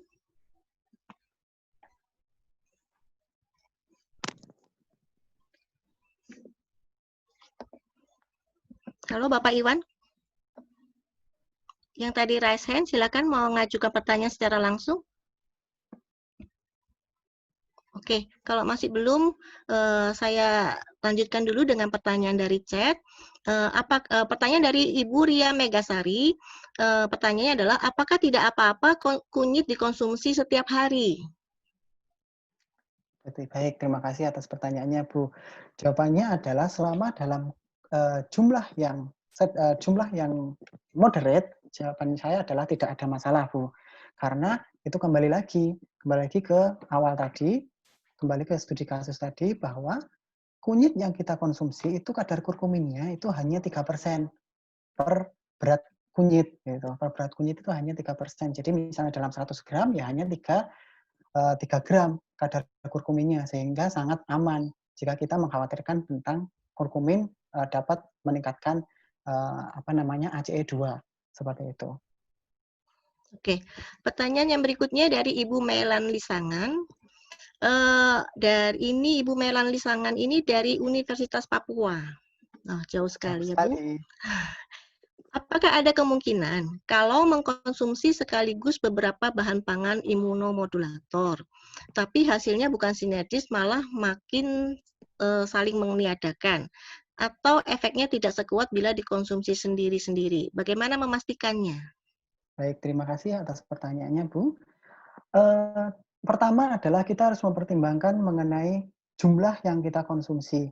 Kembali lagi ke pangan fungsional, kita jumlahnya hanya moderat saja, jadi tidak bisa dalam jumlah yang banyak. Jika dalam jumlah yang moderat, itu ada beberapa hal memang beberapa sitokain itu yang sitokain tadi saya jelaskan bahwa sitokain itu memiliki fungsi anti dan juga proinflamasi. Memang satu sama lain itu ada yang bertugas untuk meniadakan, dan ini sangat kompleks sekali. Nah, untuk konsumsi pangan fungsional itu, apakah kita harus spesifik pada satu pangan fungsional? Saya rasa tidak. Kita bisa mengkonsumsi dari berbagai jenis pangan fungsional. Contohnya adalah herb atau bumbu-bumbuan itu saja. Misalnya kita setiap hari, contohnya seperti ini Bu, kita setiap hari pasti di makanan kita ada bawang, ada bawang, ada kunyit, mungkin ada lada, ada merica, dan lain sebagainya. Lah, itu semua ada beberapa jenis herb. Nah, kita juga konsumsi setiap hari.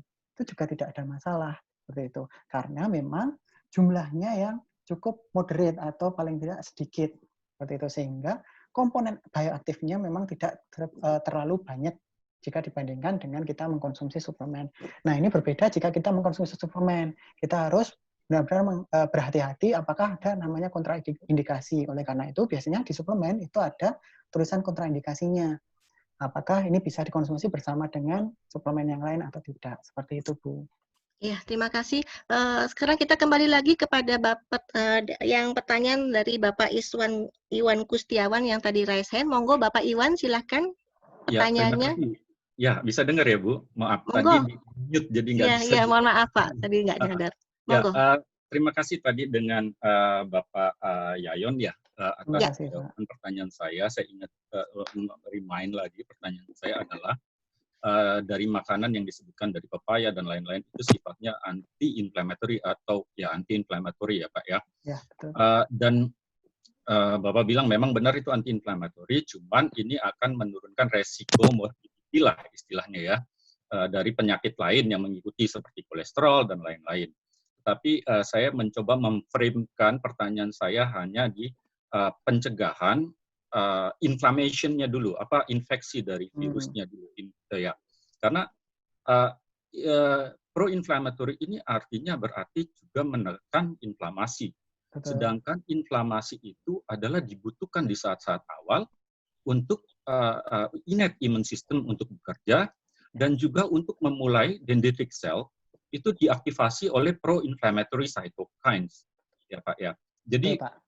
Nah, permasalahannya adalah jika kita makan makanan yang sifatnya anti-inflamatori tersebut, ya sebelum terjadi, apakah ini konsekuensinya akan lebih buruk dalam arti ketika ada infeksi, begitu pro-inflammatory keluar, misalnya AL2, AL1B, itu keluar justru ditekan oleh anti-inflammatory effect dari makanan-makanan tersebut, sehingga innate immune system kita malah nggak bisa bekerja, dan kemudian DC dendritic cell atau macrophages IPC itu tidak aktif, sehingga tidak akan, maksudnya menyebabkan di akhirnya kegagalan pembentukan antibody untuk adaptive immune system.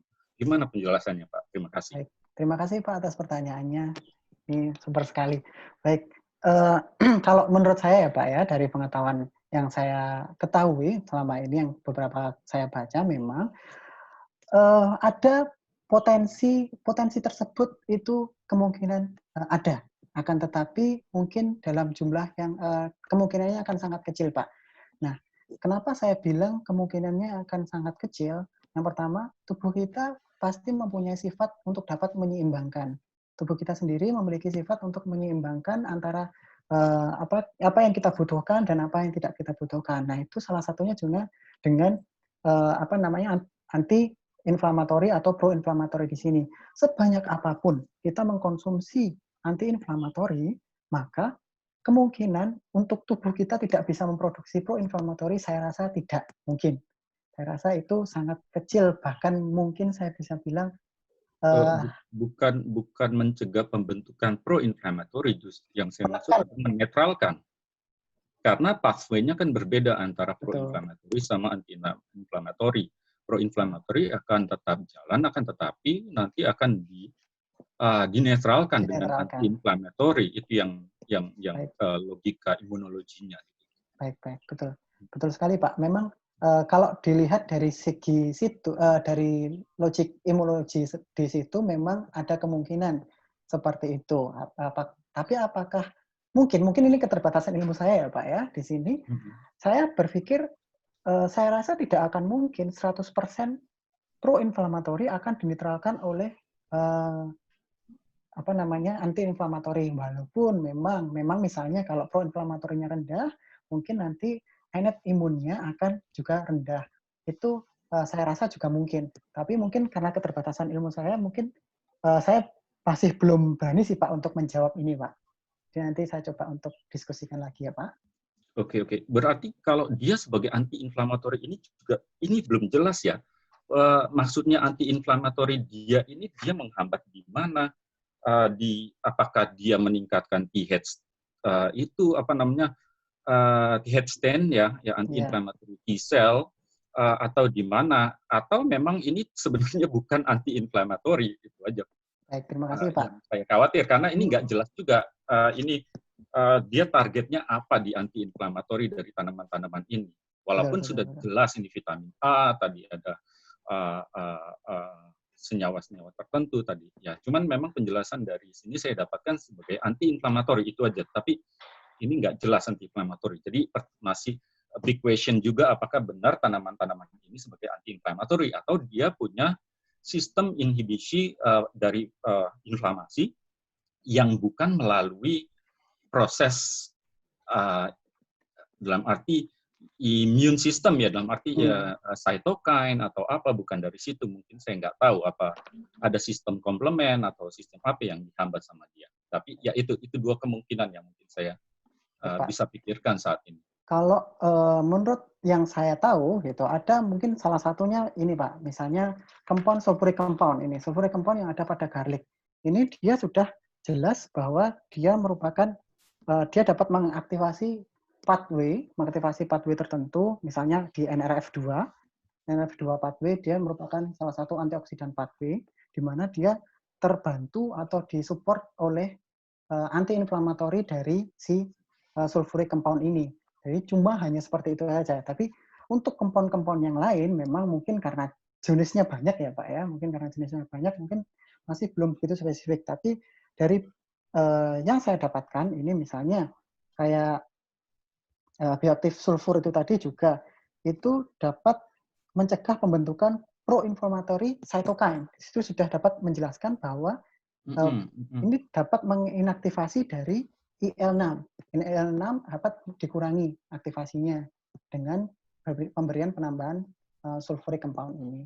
Seperti itu sih Pak. Ya, berarti ini untuk sulfuric content itu memang spesifik untuk dia mencegah pro-inflammatory pembentukan ya Pak ya. Betul Pak. Nah, ya berarti efeknya ya tetap berbahaya di awal karena kalau dicegah pembentukan, karena IL-6 juga kan memang dari awal dibutuhkan, setelah akhir baru dia nggak dibutuhkan gitu, karena dia berbahaya gitu, karena dia rekrut, dia kan chemokines untuk neutrofil juga gitu. Betul kalau sekali. Tarik neutrofilnya akan kebanyakan, lebih berbahaya gitu, makanya di awal-awal dia dibutuhkan untuk ambil neutrofil dia akan membunuh virus atau sel yang terinfeksi, tapi kalau kebanyakan dia merusak sekelilingnya juga. Baik. Terima kasih Pak. Betul sekali. Ya, itu aja. Terima kasih. Pak Iwan Gustiawan. Terima kasih. Saya unmute lagi ya, Bu. Super sekali. Terima kasih Bapak Yayon. Karena keterbatasan waktu dan sudah lebih waktunya, maka sesi diskusi kami tutup. Mohon maaf untuk pertanyaan-pertanyaan yang belum terjawab. Mungkin bisa dilanjutkan nanti by email saja ke Bapak Yayon, begitu ya. Jadi terima kasih semuanya sudah berpartisipasi. Sesi diskusi saya tutup dan kita akan lanjutkan dengan foto bersama. Silakan Bapak Ibu untuk mengaktifkan video dengan menggunakan latar fighting COVID-19 pandemic yang sudah dikirimkan oleh Bapak Ibu panitianya. Silakan. Baik Bapak Ibu, saya capture untuk halaman pertama ya. 1, 2, 3, klik.